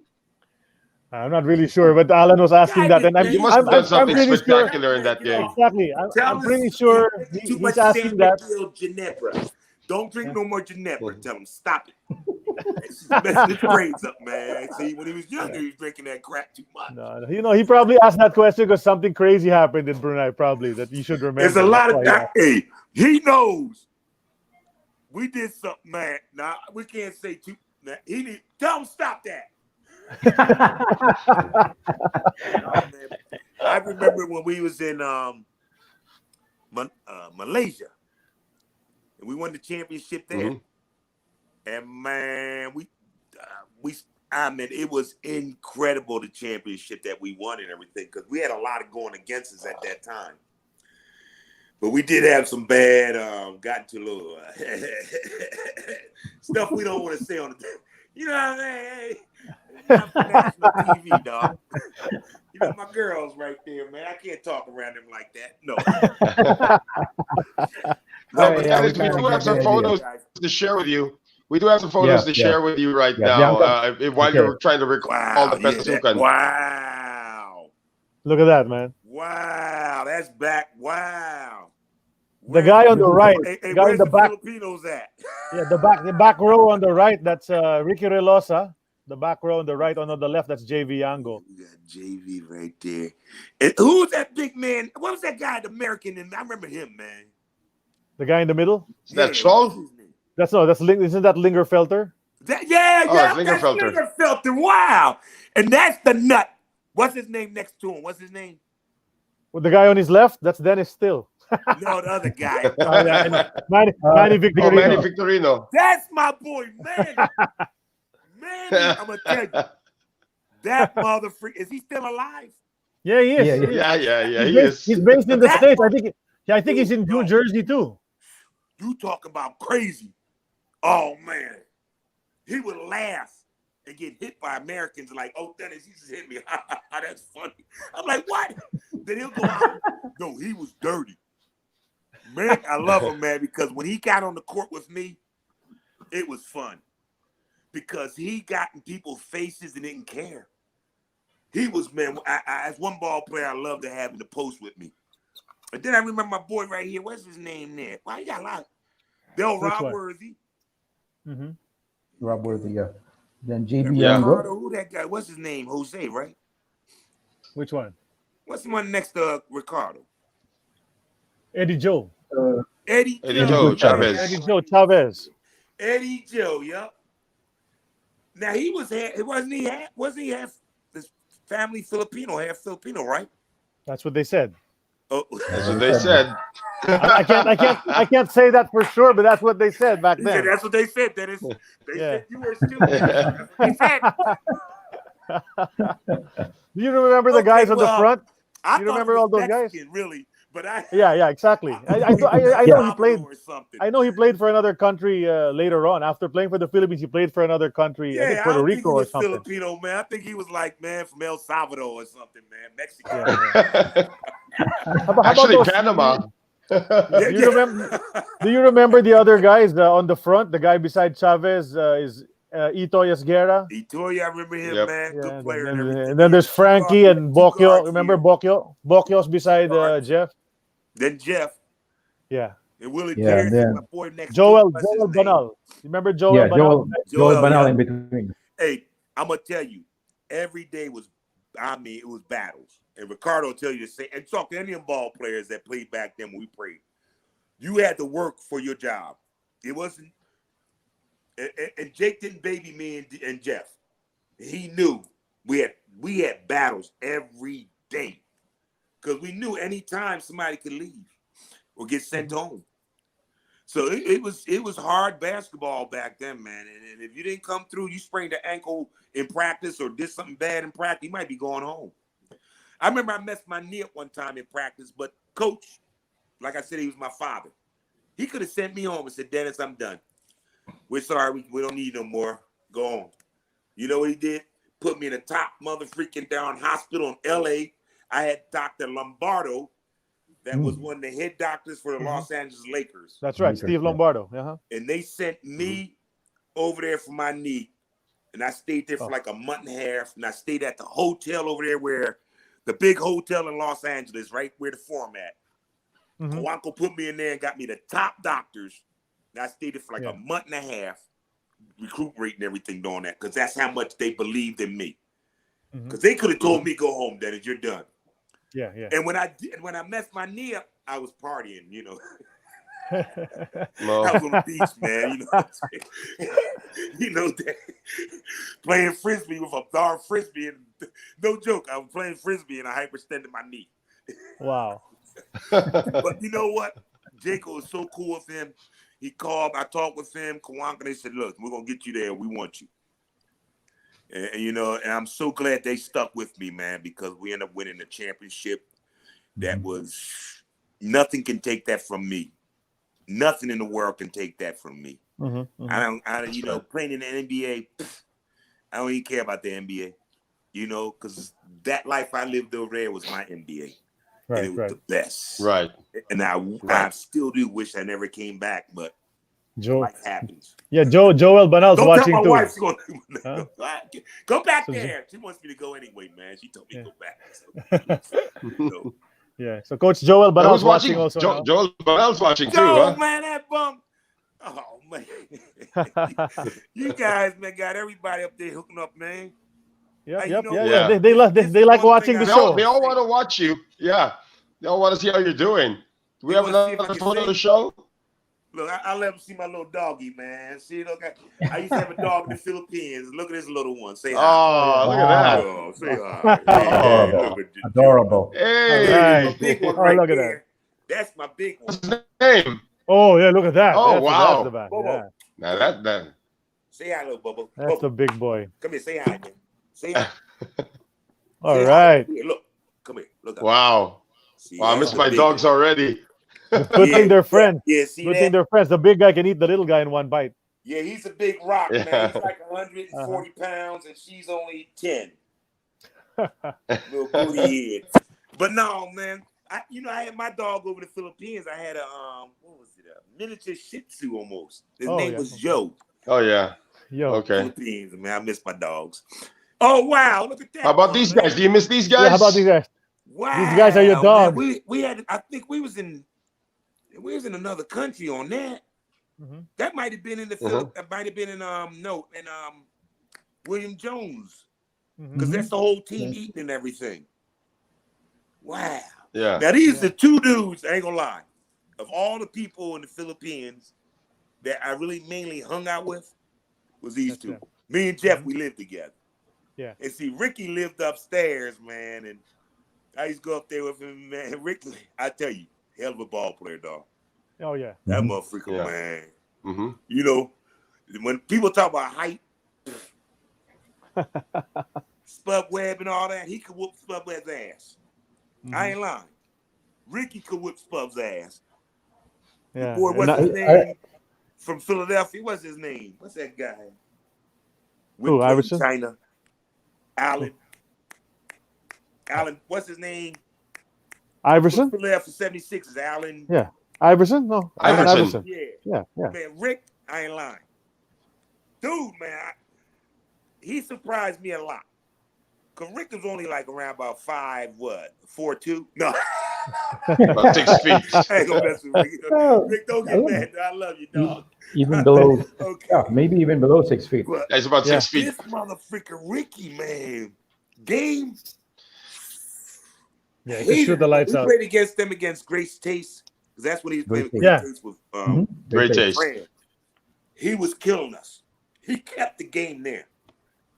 And man, we would battle. And then that same night, I go up and visit him, man. Rick, hey, I'm sorry, whoop your ass, dog.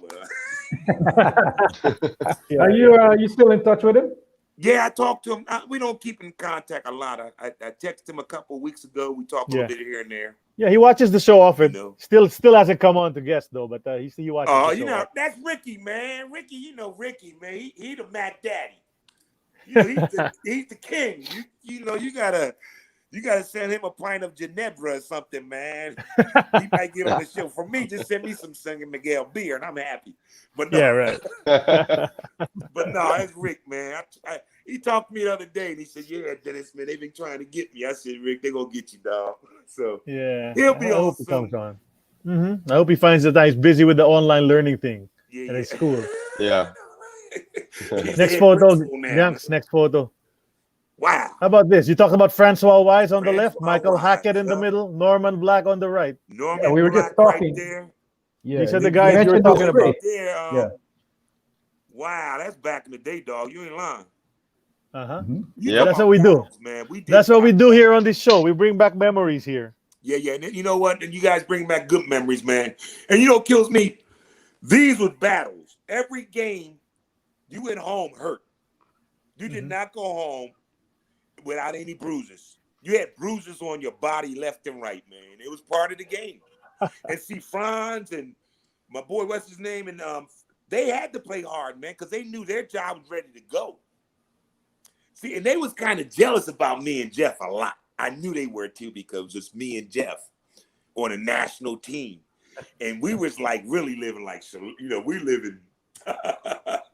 And they kind of like looking at us, we NBA players, we professional players, these guys coming over here and the gods. And we were. And so, it was a battle. When we played against these guys, they had to prove themselves. They're like, I'm better than him. Well, I should be on a national team. So every time that we played, we had to battle to keep our position. Yeah. Because our job wasn't for secure. It wasn't like a secure thing where you had a job, you like, Easier. Not on a national Filipino team. Yeah. It's just like the national PBA. Your job is never secure. So when you did play out there, man, these guys, we battled. I mean, we would meet each other sometimes afterwards, go to a bar. Like, remember back in the day, they had the Hyatt House, Round Circle Place. I forgot the name of that disco. It was a thing at the Hyatt House. And a lot of Americans would go there after games, man. We just Stargazer. About the games.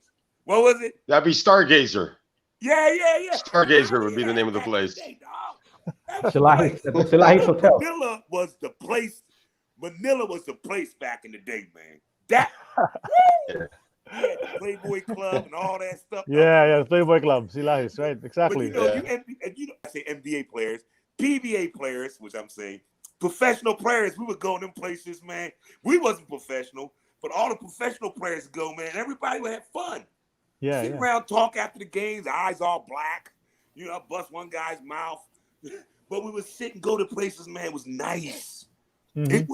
I meant the world to live at that time because basketball was really starting to explode in the Philippines. I mean, I don't know how long has the Philippine professional league been going on now? 45 years. 1975.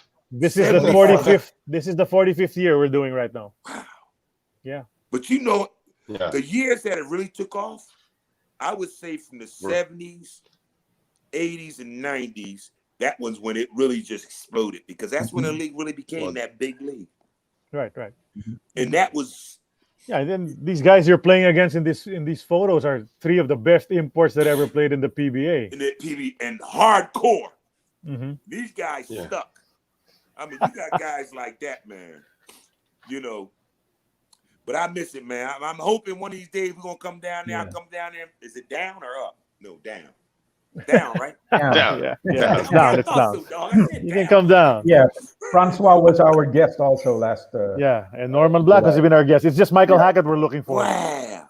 Yeah. Where Mike? I wonder where Mike's at, man. Yeah, we've been trying to contact him as well, Michael Hackett. We haven't been. It's been a dead end so far. Is he from New Jersey? I'm not sure. We've got some friends looking for Jersey. Yeah. If you ever get in touch with him, you send him our way, man. I'll definitely do that, man. Yeah. Just wanted to ask, among those three, Dennis. Yeah, among those three, who was the toughest to go up against? I'm gonna put you on the spot Wise, Hackett, or Black? I'm gonna tell you, man. You know what? I can't. I gotta give them all dap, dog. I mean, it was battles. You had different ones. Wise was more like a postman, down in the post and everything. Norman was like almost a postman in a way. Your boy, what's his name, was scoring over 50 points. He was like a 3-2 almost in a way. Mm-hmm. So it was always a battle. Every time I played out of my position in a way because we had a lot of guys that were mainly three positions. They 3-4s. Mm-hmm. Wise was a 3-4, could shoot outside, inside. He was the same way, inside, outside. Norman was more inside, trash man like me almost. So he liked to rebound. Guys, when we them guys, they when we played, it was no ha ha ha. I'm ready to knock his ass out in the game. But after the game, hey, good game, good one, man. But when we played back in the day, it was just battle night. And that's how you win. Yeah. Hey, Dennis, I just got why you chose the number 13. Yeah, why you chose the number 13 as your jersey? 13, man. Number. I'm gonna have to say, really, man. I ain't gonna lie. For 13, I did choose because of Wilt Chamberlain. It was something about that number, man. And Wilt, Okay. My boy Bill West Unsell was my number one, but I could put Wilt as probably my second one. Because what? He was like me, man. Just a big man playing in the post. He ain't shoot outside nothing. Can't shoot no foul shots either. No, but yeah, that's right. but don't mess with me, man. But hey, so that's why I chose that number. And my brother James, our oldest brother, that was his number in high school. Mm-hmm. So I did that too, man. I got to keep some kind of tradition, man, with family. I'm the black sheep anyway. I'm hearing somebody just texted me that Michael Hackett's supposed to be in South Carolina. Whoa! I got a couple of my friends down there, man. Maybe I'll try to find out where he's at. Yeah, that's what I'm hearing. Probably love to talk with you guys, man. Yeah. Hey, where did he go hopefully we get him on. Okay. Hey, here's a picture. Where did he go? That's Ramon Fernandez. After the Philippines, I don't know where Hackett played after playing in the PBA. Afterwards, did he? No, I didn't hear any more about Hackett. A lot of the guys when they leave here. I heard he played in Israel for a while. Okay. When I left, I went to France for a year and a half. That's right. Then I went to Turkey. Mm-hmm. Then I went to Argentina for close to around about 7 years. And then I was in Uruguay for 3 years. We won championships there. So it was close to 19 years after I left the Philippines. It was close to 15, 14 years afterwards. So you had a lot more basketball after playing for the Philippines. Yeah, I retired at the age of 39 when I was in a place called Lanús, Argentina. Okay. And I retired then 39 and everything. But my main goal was really, like I said, when I was there, man, like even with this, your boy, what's his name's incredible. I like him. What's his name? That's defense me on that one. What's his name? Ramon Fernandez. Yeah, that Fernandez. motherfucker. That big. He that big. Yeah. He that big. Yeah, exactly. That motherfucker. Incredible. That's a 4-time MVP, man. Lanky. Man, I mean, his body was agile, man. He could play 1, 2, 3 if he wanted. Yeah, right. So, yeah, I remember that boy, man. God, no. Yeah. He was MVP 4 times. Wow. Yeah, that's my dog, man. We had some good players. And he guessed it on the show as well. Yeah, he works for the government now. He works for the government. For the Ain't sports that commission. something, man? When y'all get me, I can work for the government. Yeah, you can. You're Filipino. I'm Filipino, man. Yeah. My wife is Philippine over there Sports somewhere, Commission. man. I know I got to fill a wife. We haven't divorced yet. So it's been shoot. But these were 2 RB teams. This is 1985, the benefit game, I think, for Mike the Bilbao, ABC right? right there. Yep. Yeah. And the RP For Mike Bilbao. Yeah, that's the Mike Bilbao thing. That's when the 1985 team played the Bilbao 1973 team. I remember that, man. And that was the best team we had of all the Philippine team. That was the best team, that 85 team. I mean, when we went to the United States and beat their ass like we did, man. What's next on the photo gallery? What's on the photo next? There you are. There's Senator Jaworski. Oh, yeah, my boy. What's the guard's name? And Francis Arnaiz. Yeah, that motherfucker, bad guard. He's another one, man, that remind me of John Stockton, too. Smart. He wasn't that big as a guard, but that dude, man, knew how to play the game. He'd throw the layup over you, right? He'd throw it really high up. Yeah, he would do this.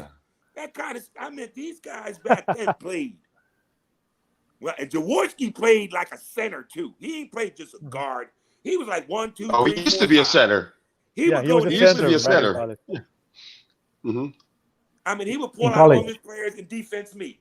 I'm like, damn, Jaworski, come on, man, come on. Did you get karate chops on your arms from Jaworski?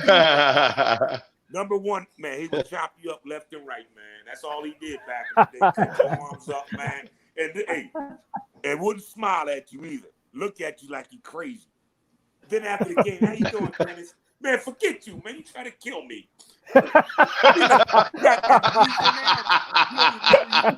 You almost knocked Jeff out, almost broke his knee. He's like, hey, it's game. No, let's talk about that. Let's talk about that. Remember the game? I'm like, Dennis, there was a game. Remember that game? Yeah. Go, Noel. What's that? Oh, well, Jeff hit him on the face, accidentally, of course.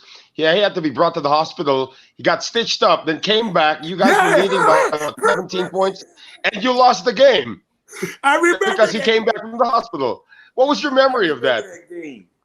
Man, the dude was I call him the Indian. He's the Indian Filipino. Like we got the Indian North Americans here. He would go in there, he didn't care. He wants your scalp. He wanted to take your scalp off, huh? Yeah. And then after the game, amnesia, don't know. Man, you just try to kill me tonight. And have a good night, Dennis. See you, man. Have a good game, man. Man, get the freak out of here. Call good game. No, but when he came back, he got stitched up. He came back into the game. You guys were leading big, but when he came back in the game, the crowd got into it, and you lost the game. So what was your memory of that? That was wild. Because he brought, and that's the thing. You know, one thing about the Philippines, the crowds. I didn't mention that. Yeah. Love their basketball. And they love Jaworski. And when Jaworski did his job, when Jaworski got out there, get the crowd going, and when he did come back in, that changed the whole. I was like, oh, Lord, here we go. It was all quiet now. And he comes out like an Indian. Woo, woo, woo, woo, woo, woo, woo, let's go. And I'm like, oh. Yeah. I felt sorry for the guards because they don't like to play him at all. They didn't like to play him. The guards did not like to because he was dirty. He would hit them when the ref wasn't looking. It's like, come on, man, that's wrong, you know. That's basketball. I want to win. Yeah. All right. Did you do any? He did punk. No, he did punk our guards. I don't care what.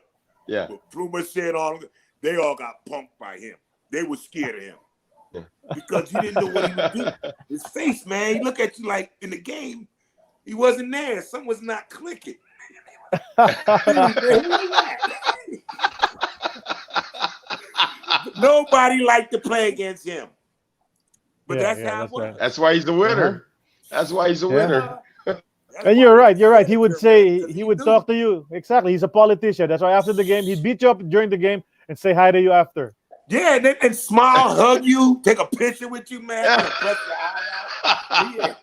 Yeah. It was like, but you know what? Yeah. He loved the game, and that was part of it, man. Part of that game. Yeah. He knew how to play the people with the game. Uh-huh. He can go out, get smashed in the face, run off the court, go in the locker room, come back in, everybody just go crazy. Crowd go crazy, man. He's got like, they just going, wow. And he knew it. That's why he just said it. And his team, Ginebra, still the most popular team until today. They still cheer. They still cheer Ginebra all the time. Incredible, man. Who's coaching there now? Yeah. Their coach now is Tim Cone. He used to coach the Alaska team. Remember Tim Cone? Yeah. I think I remember that name. Hey, so how's the league? Is the league going okay right now?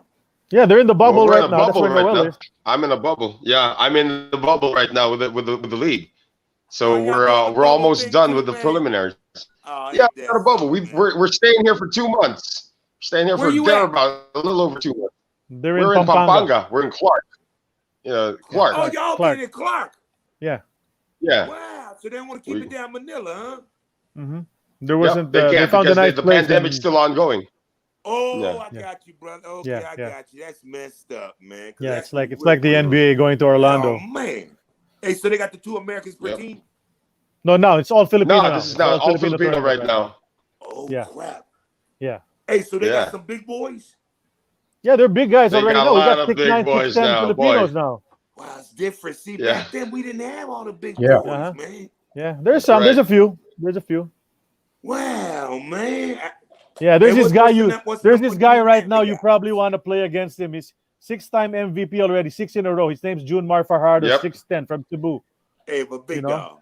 Yeah, he's 6'10". Yeah. Pretty good. Pretty good player. Soft, man. No, they soft. Though. They ain't like us back in the day. I put Jaworski on him. It's different now, Dennis. It's different here now. I mean, it's more physical than you can imagine. Back then you played with, the rectangulums.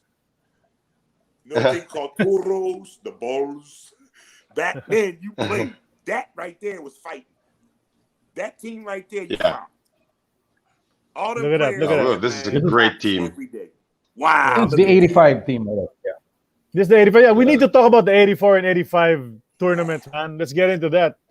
Yeah. You're 84, you played in the Asian Interclub. You beat China in the Asian Interclub.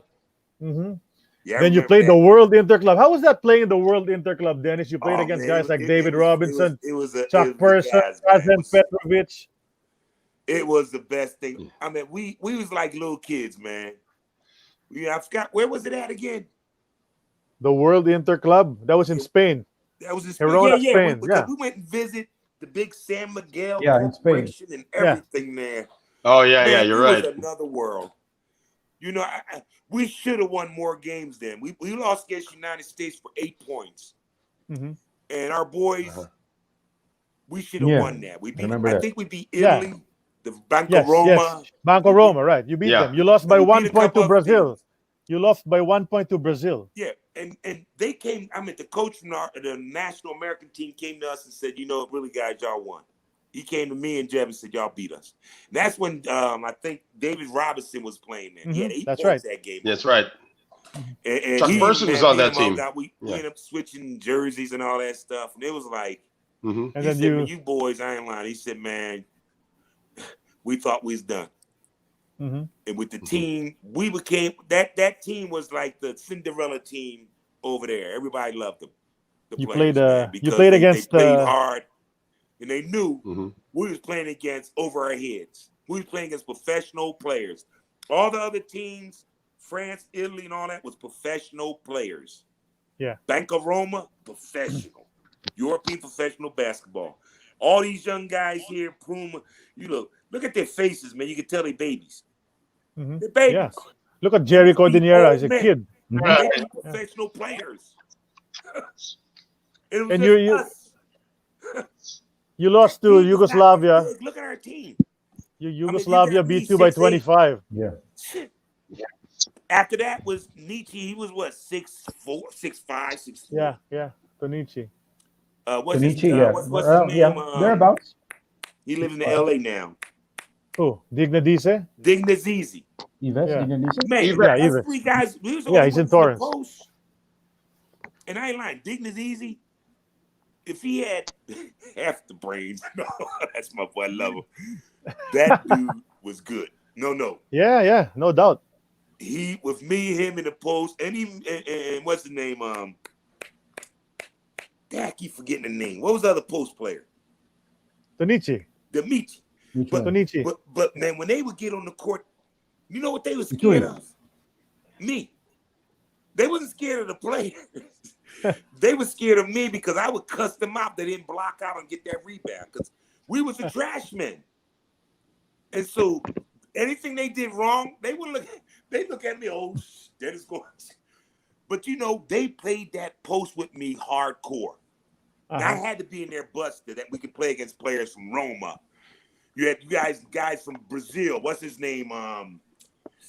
Should have Oscar played Schmidt. in the NBA. Oscar Schmidt. Oscar. Yeah, Oscar Smith. Oscar Smith. We was on all these guys. I remember we played against the Switzerland team when we played in the William Jones Cup. Yeah. And our boys, man, we had guys on the Swiss team. They had one guy 7'2", other guy 7'1". Chinese had 2 7'11s, whatever they were, 7 something. But this team right here, we won. I mean, you look at these young guys. It's amazing we won that. You really think about it, guys. It's amazing this team beat these men because there was men we beat. Yeah. We didn't beat boys, we beat men. Oh, Dennis, in 85 was the Jones Cup. So we need to talk about that Jones Cup win. Imagine you played guys like Kenny Gaddison, Jay Billis, Tommy Amaker, Joe I wish Wolf. I could play them again. That was an overtime game. Tell us about that. What do you remember? At the time you were hurt. You were hurt in that game, I was right? hurt, man. I was pissed off too. And I was mad. But you know, the coaches, man, I wasn't supposed to play. They ended up telling me, Dennis, we just need you on the court, man. I ain't lying, they did inject a lot of stuff in that thing. That food, I didn't feel nothing. And it was really a bad sprain and everything. But I was so pissed off because that whole tournament, I was having a good tournament. I mean, the R-Star team there too. And I was having a good one. And so I was so eager for this game against these guys because when we first met the United States, me and Jeff, they came into the gym, into the facility. It was called, I think we was at, what's the name of that place? The Mandarin Hotel. Okay. Yep, we had, because they take all the national teams had to stay there. And I remember me and Jeff was in the hot lobby and everything, and then American team came in. And so, you know, we cool, me and Jeff, man, because we happy, man. We hear our boys, we coming to play and everything. So we go up to the Americans, and when they was coming in, hey, what's up? And they just looked at us like, you're on the Filipino national team. Didn't say nothing to us. Just looked at us like we was a piece of, you know what? And I told Jeff, I said, we're going to kick them motherfuckers. I said other things too. But I said, we're going to kick these motherfuckers' ass. And you know, that was all on our mind, me and Jeff. We felt, me and him, that we had to show these Americans that we're not nobodies and that this team is nobodies. Because that's what they looked at us. They looked at us like some, you know, they looked at us when we came in like, these two guys, they must be has-beens, and they're playing for a national team now, so they can't play nowhere else. And then they looked at our team like, but when we start winning the first, second, third, fourth, it wasn't, you know, some of the games was tight, but with the team we had, they start thinking then. And I told Jeff, I said, I want these suckers, man. I want them. I just want them because, you know, you don't come with that kind of attitude. And you don't look at other teams and think that just ain't nobody. And when they seen our team, our young faces, we had boy faces, man. Yeah. Well, I had a man face then, dog. I was a man. No, but that team of ours, they look like little boys. They look like little church boys coming out of high school playing in college. And we all, you know, 6'7", 6'8", and everybody else. Blah, blah, blah, blah, blah. And so United States didn't think what we did would get us where we at. And so when they seen us win that first game, second game, third game, we played against Uruguay, I think. Uruguay. And we played, I forgot the other team we played against. Was it Korean team or something, maybe? I forgot. Mm-hmm. And we beat them. One team we beat big time. And now they start looking. America, they was at the games, every game, they're checking out what we doing and everything. And me and Jeff, every time after the game, we went out and had a drink, man, had a beer or something like that and kicked it. And Coach was kind of cool because he knew what we was about. He knew what was going to happen. And so that last game, that's when I got hurt. Before that, I messed my wrist up too because I played against Uruguay. I jumped over trying to save a ball, messed my wrist up, messed my ankle up. So United States thought it was over. They thought it was over. They really did. They thought it was over. They thought because we was undefeated. And we played against, teams they looked at like, wow, they beat these teams. So they were scared, but then when they found out I got hurt, Jeff was sick. Nobody don't know nothing about that. Jeff had some kind of flu type thing. Okay. And so they inject him with all kinds of IVs and all that. Get all this stuff in him. They inject my ankle with everything. But we got on that court, man, and the true brothers came through. The Filipinos came through. My true brothers came through. It wasn't Americans. It was Filipino brothers that came through that game. Because, Coach told me, he said, then if you get on that court, them boys, they're going to follow, man. They're gonna go out there and they're going to do what they can do. He said, I don't care if you hobble up that court back and forth. I don't care. You don't got to score a point. Just stay on the court with them. Right. And I played the whole game. I ain't scored no points, but I was hopping the whole game. But my boys... And they were bombing from three-point land, man. They were hitting all those threes. They did their job. Alan and France. Yeah, and you know what killed me? And you know what the coach said? And they said, when they see me out there, they said, Dennis, man, coach said, man, when they see you out on that court, they're going, man, watch. And they came through. They knew I was hurting. They knew I was frustrated, man. I was pissed off. Because I wanted to beat the freak out of them dudes, man. I just wanted them, United States, I wanted to get them real good that game. And I got in a fight with the coach. If y'all noticed that game, Coach Gene, whatever his name was, because I was just using my body the whole game. The whole game, I'm putting my body on him. I remember that. I remember that. Yeah. And so I'm bowling him in the face. I'm trying to, I spit him if I had to, man. I would. I ain't lying. I want to win, dog. This national Filipino team. This is stakes. This is money. And money too there. No, we ain't talking about the bonus. But no. But my job was I want to win. So if I had to spit on him, if I had to kick him, I would have. Because I want to win. And that's how you're supposed to be when you come out in the game and playing ball. It ain't no freaking sportsmanship. It's winning the game. And that's why Jacob knew, he loved about me when I got on that court. I don't win. That's all I had in my mind. I don't want to hear nothing else. Because that was how it was supposed to be. And that's what they want us to do for this championship. They brought us over here with the national team to do something. And so the boys came through so well that's why everybody just fell in love with us. Because they said, wow, look at that. Jeff was sick. Dennis was hurt.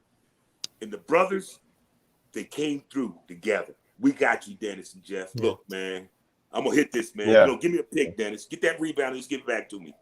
Kai did come down there shooting his stuff, that ugly-ass shot. They didn't know what was happening.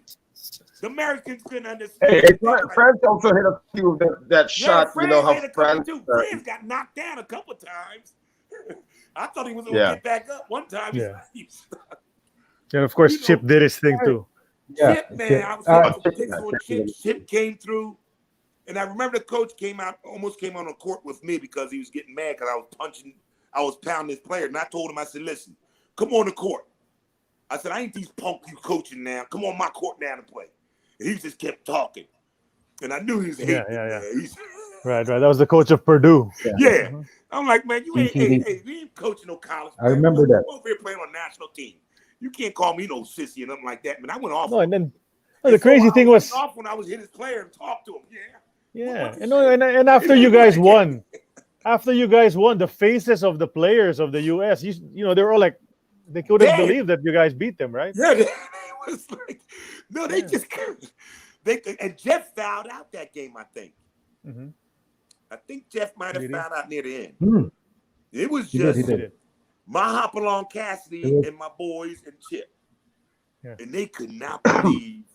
Yeah. They were in disbelief. Yeah. Their faces were like, "What the heck?" Oh man, it was like, and that, it was the best thing ever in my life. I mean, that was the number one of my first joys of winning that right there. I won the high school championship in basketball. I won it in football. I was a defensive end and started that and everything. But the win against United States team that thought we was crap, because they did. I'll say it to them guys right now and to that coach. They treated us like we was doo-doo. Mm-hmm. And what happened? We doo-doo on them. Yeah. and they were like, man, I remember, you should see the boys. Man, they was all in the hotel. I mean, then Americans want to talk to me and Jeff. I like, man, get the freak out of here now. I don't want to talk to your ass, man. You ain't talked to me before, not talk to me now. We beat y'all. Yeah. I remember the coach, Gene Keedy, he referred to Allen and Samboy as Heckle and Jekyll. Yeah. He called Allen and Samboy Heckle and Jekyll. Right. And yes, they are Heckle and Jekyll. Because, really, sometimes Samboy would turn it on, and then sometimes Samboy would not be there. It'd be like, where you at, Samboy? Some games it'd be like, where you at? Then some games Samboy's like, because Samboy's really quiet when he plays. He's not he does spectacular stuff. The stuff he does. But he's not a talker. Not a talker at all. Yeah, he don't see it that way, and he don't get excited about it. He just loves doing it. It's natural. But they have their days. Kydick, man, they have his days. He would shit bricks. He would shot some bricks sometimes. But they was like I said, when they get in their zone, you can't stop them. Yeah. Samboy won one game. I forgot what team we played against. And he was the lead scorer that game. He was doing things, man. I'm like, bounce it off his head, it'll fall in. It was one of them kind of games he had. Yeah. And then Kydick, like he came through. And then Chip was always, man, when Chip really gets into his zone. Oh, yeah. That white boy can shoot that ball, man. That's right. Well, that's why he's in the NBA now, teaching people how to shoot, right? He should have taught me how to shoot a foul shot. Maybe I can make more money. No. That's right. Do we still have Tim Dalton? Whatever. Tim. Yeah, we still have some photos. Here's. Whoa. Yes. Look at those uniforms, man. Yeah, dog. We call them the girls. Them girls love them uniforms. We had them tight shorts. The coach there is what team was this? Mel Sanchez. That's in Argentina, Pananan, and Torrio. The name of the team was Chadway. Okay. I played. Two of my daughters was born in Argentina. And everything. All three of my daughters really. Looks like you're the biggest guy on the team. Is that right? Yeah, I was the biggest guy on that team, man, and we had a good team. And it was in the first division. And these were all boys.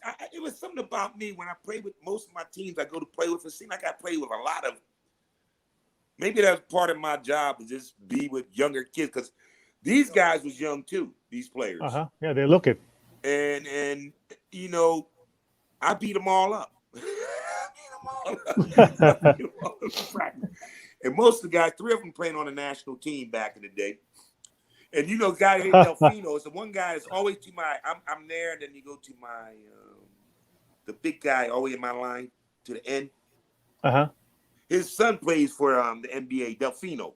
Carlos Delfino, his son. Okay. He used to play for the Pistons, Pistons and the Bucks. That's his son, man. I remember when he had his son. He was like a baby when we was in Pananan. His dad, man, was a good ball player down there. The son has a lot of fans because he's they say he's one of the most handsome players in the NBA. Man, ever. Get the hell out of here, man. Yeah, that's what they were saying before. Hey, someone sent a message, Dennis. His name's Jeffrey Moore. It says, "Tell Dennis I said quit lying, but that's my brother for life."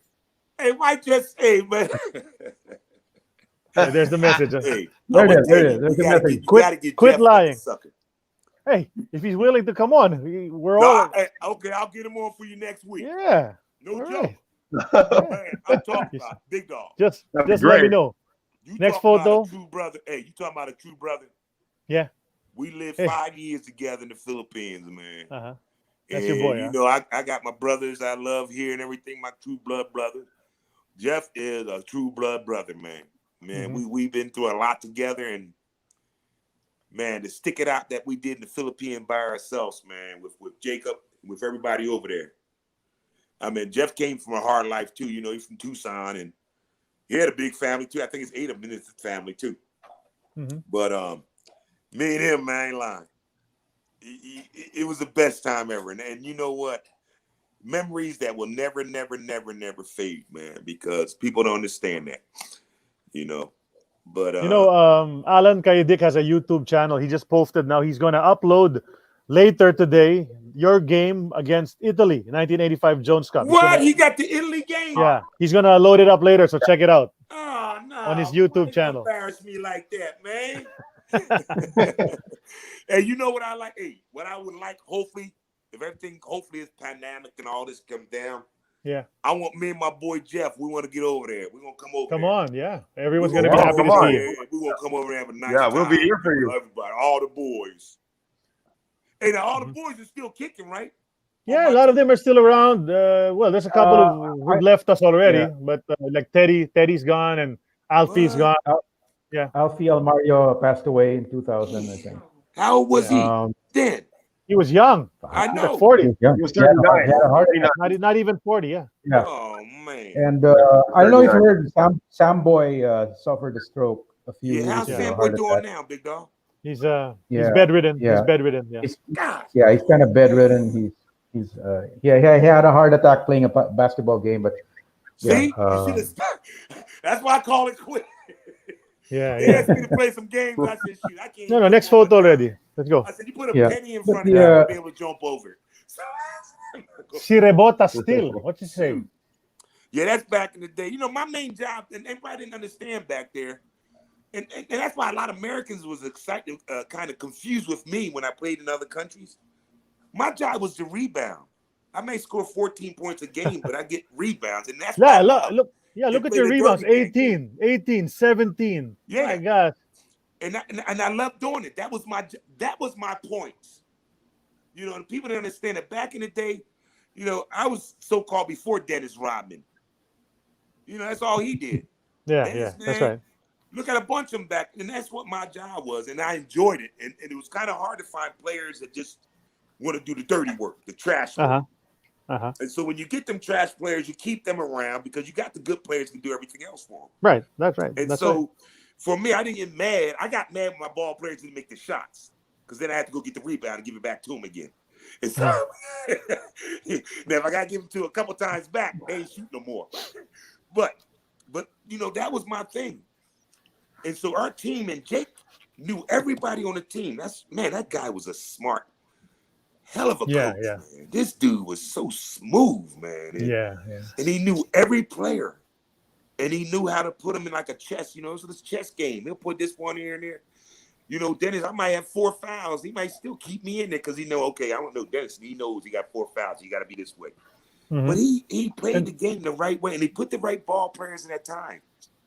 He always made sure that one of us was always in there, Jeff or me, if we did switch out someone, to keep one. Mm-hmm. And so he kept that like that. And Digna Easy and all them guys, they would come and do their job. Digna Easy was a good player. He just got the head. He's crazy, man. I'm crazy. Yeah, Elmer Reyes pretty much said the same thing when he gets there. Good player, man, but crazy, man. Yeah, that's what Elmer said. Come down and shoot a 3-pointer out of nowhere. Hey, man, ain't your job. Get him on the bench. They'll laugh at you. Hey, Dennis, don't do that shit. Who's with you on in this photo? Oh, this is oh man, you're gonna know this. Now you're gonna be really impressed on this. Mm-hmm. That's Valerie Steele right there, my sister. And you know who that girl right there? Mm-hmm. Pam McGee. Have you heard of McGee? Oh yeah, of course. That's Pam McGee. Her son's playing in LA Lakers. All right. Wow. She played. Yeah, she's there. He's the manager. She's the manager and everything for him. What's his name, McGee? Javon. Mike. What's his name? No. Oh, JaVale. Yeah, that's him. JaVale. That's his mom. That's his mom. That's his mother right there. That's that's McGee. That's right. That's right. Did a tournament down here. We did a little benefit thing in this small town in Kansas. Okay. And we stayed at this one place and everything. But yeah, that's her, man. She's Yeah. They're the good. first WNBA and NBA mother and Yeah, son. they had So her and her sister had a show called Baby Mom Got Game, Baby Got Game, something like that. They had a show that came over. All right.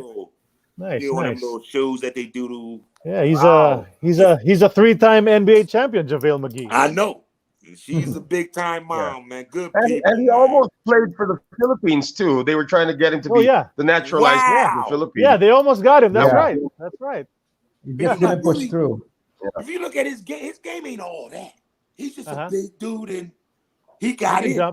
He got in good because, man, the Philippines looking at him, huh? He's just, they did a few years ago. Not anymore, but they did a few years ago. Yeah, right now, he has all that. But I think he was also acting a fool. That's why they had second thoughts. His mom got him in. His mom did it for him. Yeah. But she was a star. She was a star. Yeah, she got him in there because he was, to me, big boy, but he wasn't. But now he's becoming a player. Oh yeah. I think anybody. I think you get some Filipinos that got a name, put them in the NBA, they'll become a player. I'm serious. Yeah, we're waiting. You know, man, because it don't make no sense. We should have somebody over there playing. Mm-hmm. You know, and the way the ball is playing nowadays, it ain't like back in the day, man. Back in the day, you had to play, you know, like I said, with them eggs. You ain't no eggs. Jaworski could defense Wilt Jabbar. And Jaworski would defense him. He'll defense Wilt Chamberlain. Because that's how they played. Them guys was just, you had balls. Yeah. But the game is not the same no more. These guys now, man, it seems like they, every Filipino, back in the NBA and the VBA, it was a fight every game. Somebody broke in the fight. Every game was a fight almost. You know, it broke up and then we finished playing the game. But if you think about back in the day, it was no joke. Yeah, but we had game after game because, man, back then we played at the one facility. What was that? Araneta here? That was the main facility in Manila. Yeah. Or the Ultra. Must have been the Ultra. That was it. That was the only one Ultra, there. yeah. So all the games was there. So you had the fans. It was packed because you had fans from other teams that had the next game coming up. That's right. Because 2 games a day, right? Yeah, it was nice. So next game, you better be ready, boom. and that's how it was, man. But you had to play. You know, them guys played, man, back then. It was, like I said, it was hardcore basketball, man. You know, back then you did wear a mouthpiece. Yeah. You did. But you know, Dennis. Well, actually, our show we gotta end this soon. Yeah, man, because I gotta get my drink on, man. But I need to ask you. When you want to send me a San Miguel, man? Yeah, we'll send you one soon. No, I gotta ask you just a few more questions. But one of them is, in 1986, the program was stopped, the Northern Consolidated, because of what happened in the government and all of that. Okay, wow. Do you think? How far could that program have gone? Where were you on the blueprint that Mr. Cojuangco told you back in 1980? I think that program, we could have went another minimum 5 more years. Minimum. We was there for that 5 years. He started it off. And really, we just got it going. That 5th year is when things was rolling. Right. That's true. 85, William Jones Cup. The ABC. Asian Basketball Championship. Went and won that sucker. Yeah, you did. Then we went, I forgot what else. We did some exhibition games after that. But then we went to Italy. You know, well, we won the PBA and everything too. But then we went to Italy, man, and we should have won that. We lost that game ourselves against the United States and a couple other teams. You know, we lost that ourselves. And so we had, man, that following year, to me, because that's when we start mixing. A team mix, man, after 2 or 3 years together, they've been playing, they start to mix. And we mixed that 3 years we mixed together. And everybody started knowing everybody. And then when we got back, you know, Dum did what he did, man. He shouldn't have done that, but you know, because we had to leave. And I'm like, and you were supposed to play. Man. You were supposed to play in the World Cup. Right? Dennis, you were supposed to play in the World Cup, 86. You were supposed to play World Cup. Yeah, we were supposed to play the World Cup, and we were supposed to go to India. We was going to play a cup there, too, somewhat. We were supposed to go to, before the World Cup, we was going to go to India for something. I forgot it was, and they decided we couldn't do it. And that's when all that stuff, and we would have been in the World Cup, like you said. Wow. The Filipinos, we would have been there because we won the Asian and everything. Yeah, right. So we won the Asian Cup. That automatically put us into the World Cup for Asia and everything. And then what happened and stuff. But I'm gonna tell you, man. What happened? What happened after the program folded, Dennis? What happened? Where did you go? I mean, what were your plans? You had to leave the Philippines. Jeff stayed there for a little while because I think Jeff came back, and I think Jeff did some things with the national team for a little while.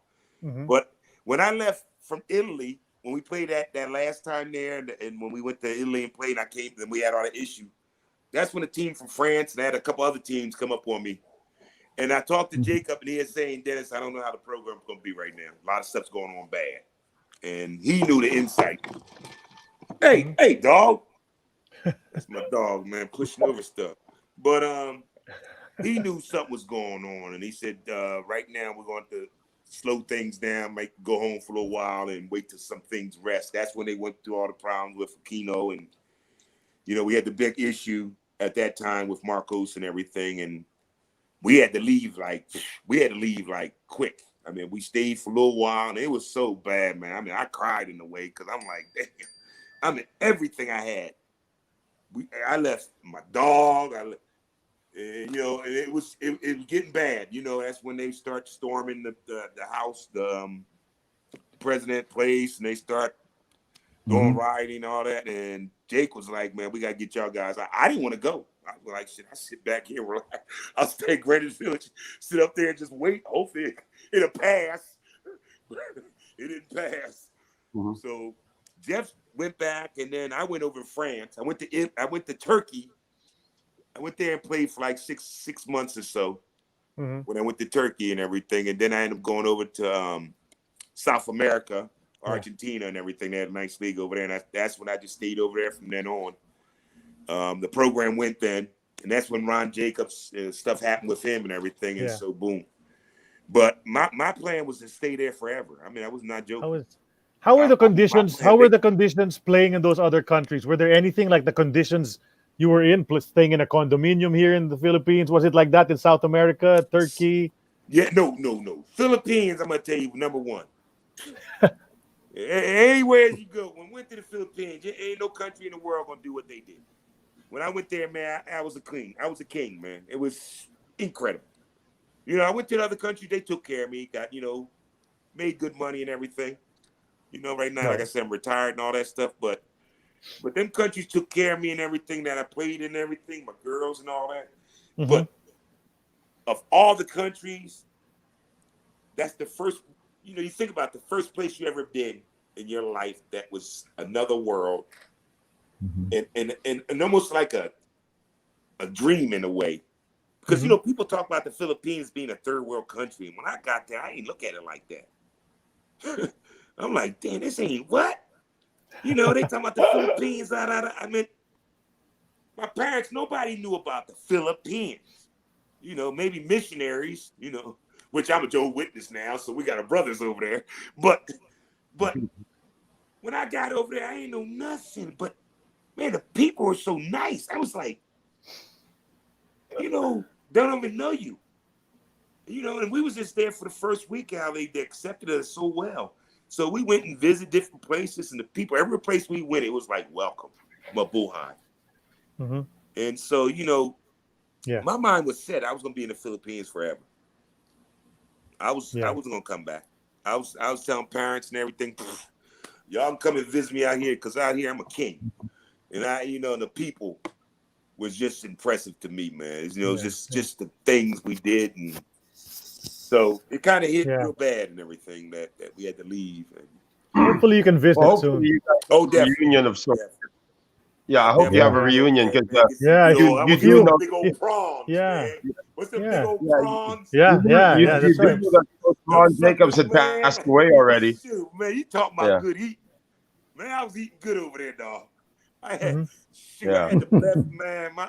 My maid, man, she cooked us everything, all kinds of Filipino food. Yeah. What's your favorite Filipino food? What's your favorite? What's your favorite Filipino food? Oh, I like mainly the fish thing, man. The fish a lot.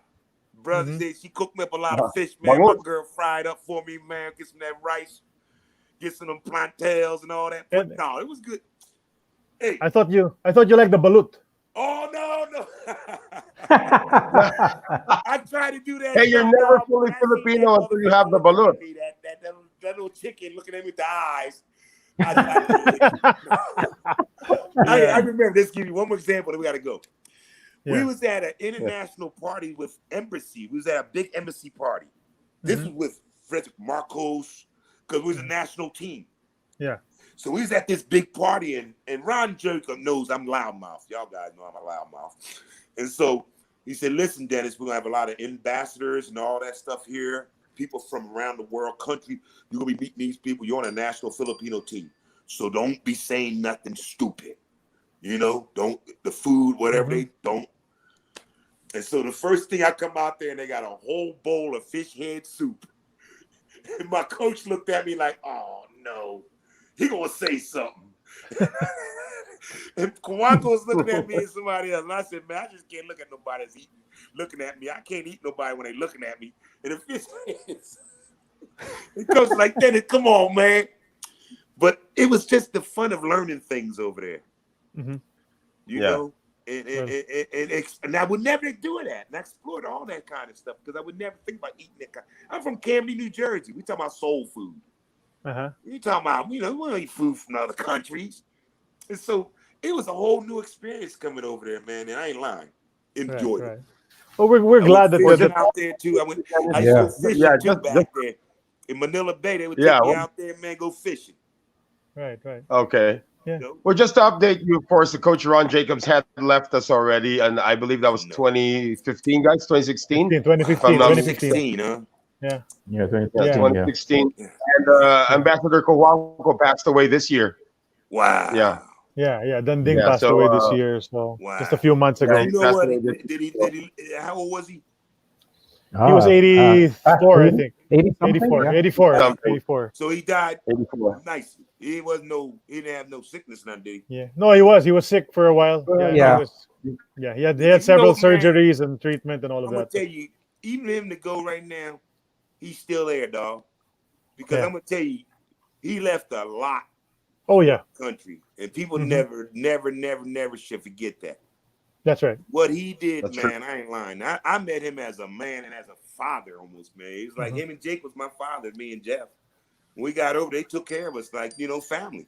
His kids and everything. We hung out and all that stuff, man. And so he's a Hall of Famer, PBA Hall of Famer. For all the contributions to basketball that he now had. is his brother Henry still around? No, he passed away before Dunding. He went first. Man. About 3 or 4 went years first. before that. Yeah. He went first. The younger brother went first. So Well, how about his son? What's his name? Is he still around? who? Son of Dunding, Mark? Yeah. Yeah, Mark's around. Okay. Mark's Yeah. around, We used to hang yeah. out with him. Mark and Charlie. Mark and Charlie are still around. Yeah, we used to hang out with them guys, man. They loved us, man, because they was little boys. Yeah. They was on, going That's follow right. us and everything we did, man.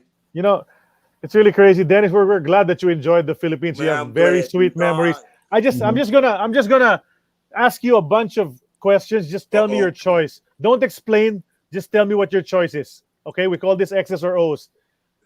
Okay, just tell me your choice. Hector Calma or Ricardo Brown? Both. Okay. Can't do 1980. that, dog. How about do that to me? how You know about I ain't gonna do Fra- that, dog. You can't France front me Pumarin? on that, France motherfucker. Pumarin or Elmer Reyes? Both. Both again. Okay. Let's change that. Let's change this up. I'll tell you 1981 Jones Cup or 1985 Jones Cup? 85, motherfucker. That's right. All right. Yeah. Abet Gidaben or Mon Fernandez? Ooh, man. Gidaben or Fernandez? Why you put me in that situation like that? We gotta do that, Give it man. to Come everybody. on. Okay, Julio, he's good. Yeah, I like Julio. Who's Julio? Yeah, come on. Okay, that's what I just said, Julio. Yeah, All right. Kaidik or Samboy? Man, you got What? man, Okay. Somebody is He slapped you. No, you didn't. Okay, next. you We'll go to trying the to get next. me in We won't talk about the trying- NCC guys anymore. Hold up. Are you Huh? getting me in trouble? What are you? I'm just we're just making it fun. We're just making it Call fun, me man. the senator. Call me a senator now. Both. Okay, how about this one? How about this one? John Hegwood or Bruce Collins? I'll take Haywood, man. Haywood. Hegwood. Yeah, my Okay, boy, okay. man. Haywood played on the national team with me. Mm-hmm. Yeah. How about Ginebra or Manila beer?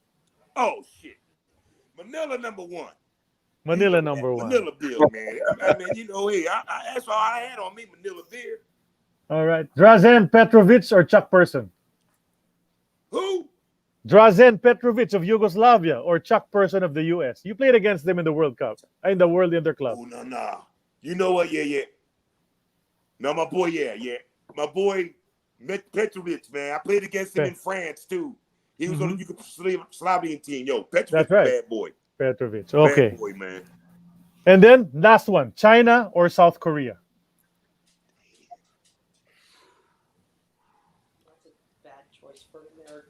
Yeah, they ain't good choice there, dog. You trying to get me in trouble, man? It's not a political, it's a basketball question, man. It's a basketball question. Okay, so you No, said China basketball. or South Korea? No, basketball. China or Okay, South you said Korea? China or South Korea or China, North Korea? No, South Korea. South Korea. Oh, China or South Korea. China got good basketball. But South Korea got good basketball, too. That's right. Yeah. Boys That's were right. shooting us out. We almost lost that game when we played it one time. Them boys were just shooting. That's right. Yeah. Until now. They're still awesome till now. They still got the team like that, huh? Yep. They're still bad. They're still a bad team to play against. Boys. That's right. You used to fight with those big boys. Mo and Mao. We played against Mo in 80. Mo and Mao. Big Mo and Mao, man. 7'4", 7'5". Yep. They had all kinds of stuff injected in them. Hey, but guys, thanks a lot, man. You guys, I enjoyed it. One last thing, Dennis. What's your message? I can stay in contact. What's your message for the Filipino fans who are watching you right now and the guys who remember you? Stay together, work hard, man. You know what I'm saying? But work smart. Enjoy each other, man. Stop stressing over stuff nowadays, man. This world is so messed up now. It's a shame. That's what we need to all start now getting together, man. Just, man, enjoy each other, man. And you guys, the country you come from, man, has always been that way. Your country's always, man, through all the stuff they've been through, people always happy. I ain't never seen, we used to go to little towns, man. I see people living freaking little dirt hut maybe. We used to go visit, man, back in the day because, we had to go and visit these little towns and part of Manila and all that. And you know what? They would invite us in the house and put their food out there, the best of the best. And then we would sit around and talk as the team would, man, just having fun like that because they was true blue. People don't do that no more. They don't even say hi no more. I mean, even this country, man, it's getting so bad. You're afraid to say hi to somebody because they might look at you like you're crazy. And so that's the main thing, especially, man, the Philippines, keep that. Man, you got a history of that. You guys been through a lot of stuff, but you've always been happy. And that's why they say that word babuhay, man. I always love that word because, man, it was always like welcome. We don't care who you are, what you are, what color you are. Now, but I am more Filipino than the black ones. Yes, sir. But that's what I'm saying, man. And you guys, what y'all doing, man, is great. No, this is good because this is good for the younger ones. Hopefully, have younger ones looking at these programs and seeing ones like us that's been through hard knocks. Hey, person like me, ADD, ADHD, bipolar, I have depression. I take medication for all this kind of stuff. And, we got young kids going through all these same problems. But when they find out you got older ones that's been through that, and they see, there's nothing wrong with that. You're not sick. And see, that's one of the biggest things now with people with mental illness now. It's always saying that you're a sick person. You're not sick. It's something that we got to deal with. And so that's why I kind of like when I talk to young kids, man, for where I came from. I'm kicked out of school at the age in the 7th grade. I had to go back to the 7th grade again. Kicked out of my home at the age of 17. My father, me and him got in a fight because he was beating my mom. I got kicked out of my home. And for 17 years old to be on your own on the street somewhat, I had a good coach that took care of me, just like Ron Jacob. And so that's why I like to talk to younger ones and everything. I had my little clinic. I used to own a gym and everything. I'm retired now. But you can have all these issues and still make it. You can become poor, you can still make it. You can be poor, you can still make it. You can strive in your life and do things. And so that's what I'm trying to push a lot. And my wife, 34 years of me, man. All right. She kind of crazy too. She's the real hero, huh? No, it's a lot of that. She's doing a lot of this drinking. All right, man. No, but that's the thing. Well, And thanks that's for being what on the the show. young ones in the Philippines understand. Yeah. Don't look at what's happening. Work towards doing your best. You can be, like I said, my family was poor as dirt. We was poor, and we came out of this. And, with all my mental issues and all that stuff, you can make it. And we see all this crap going on in the United States right now. It's prophetic. It's sick. If I can get over the Philippines and be over right now, I'll be over there. Because this is sick over here, man. It's disgusting. Shouldn't be living like this. This is really bad. And it's bad for the world to see this place the way it is now, man. And, like I said, if I had my chance to go to the Philippines, I'd be gone. No. Yeah. Well, we hope to see you soon, man. You come back. No. We hope to see you. We'll go to Stargazer. Yeah. But guys, Not thanks a there lot. anymore, though. Always Thanks a lot. welcome.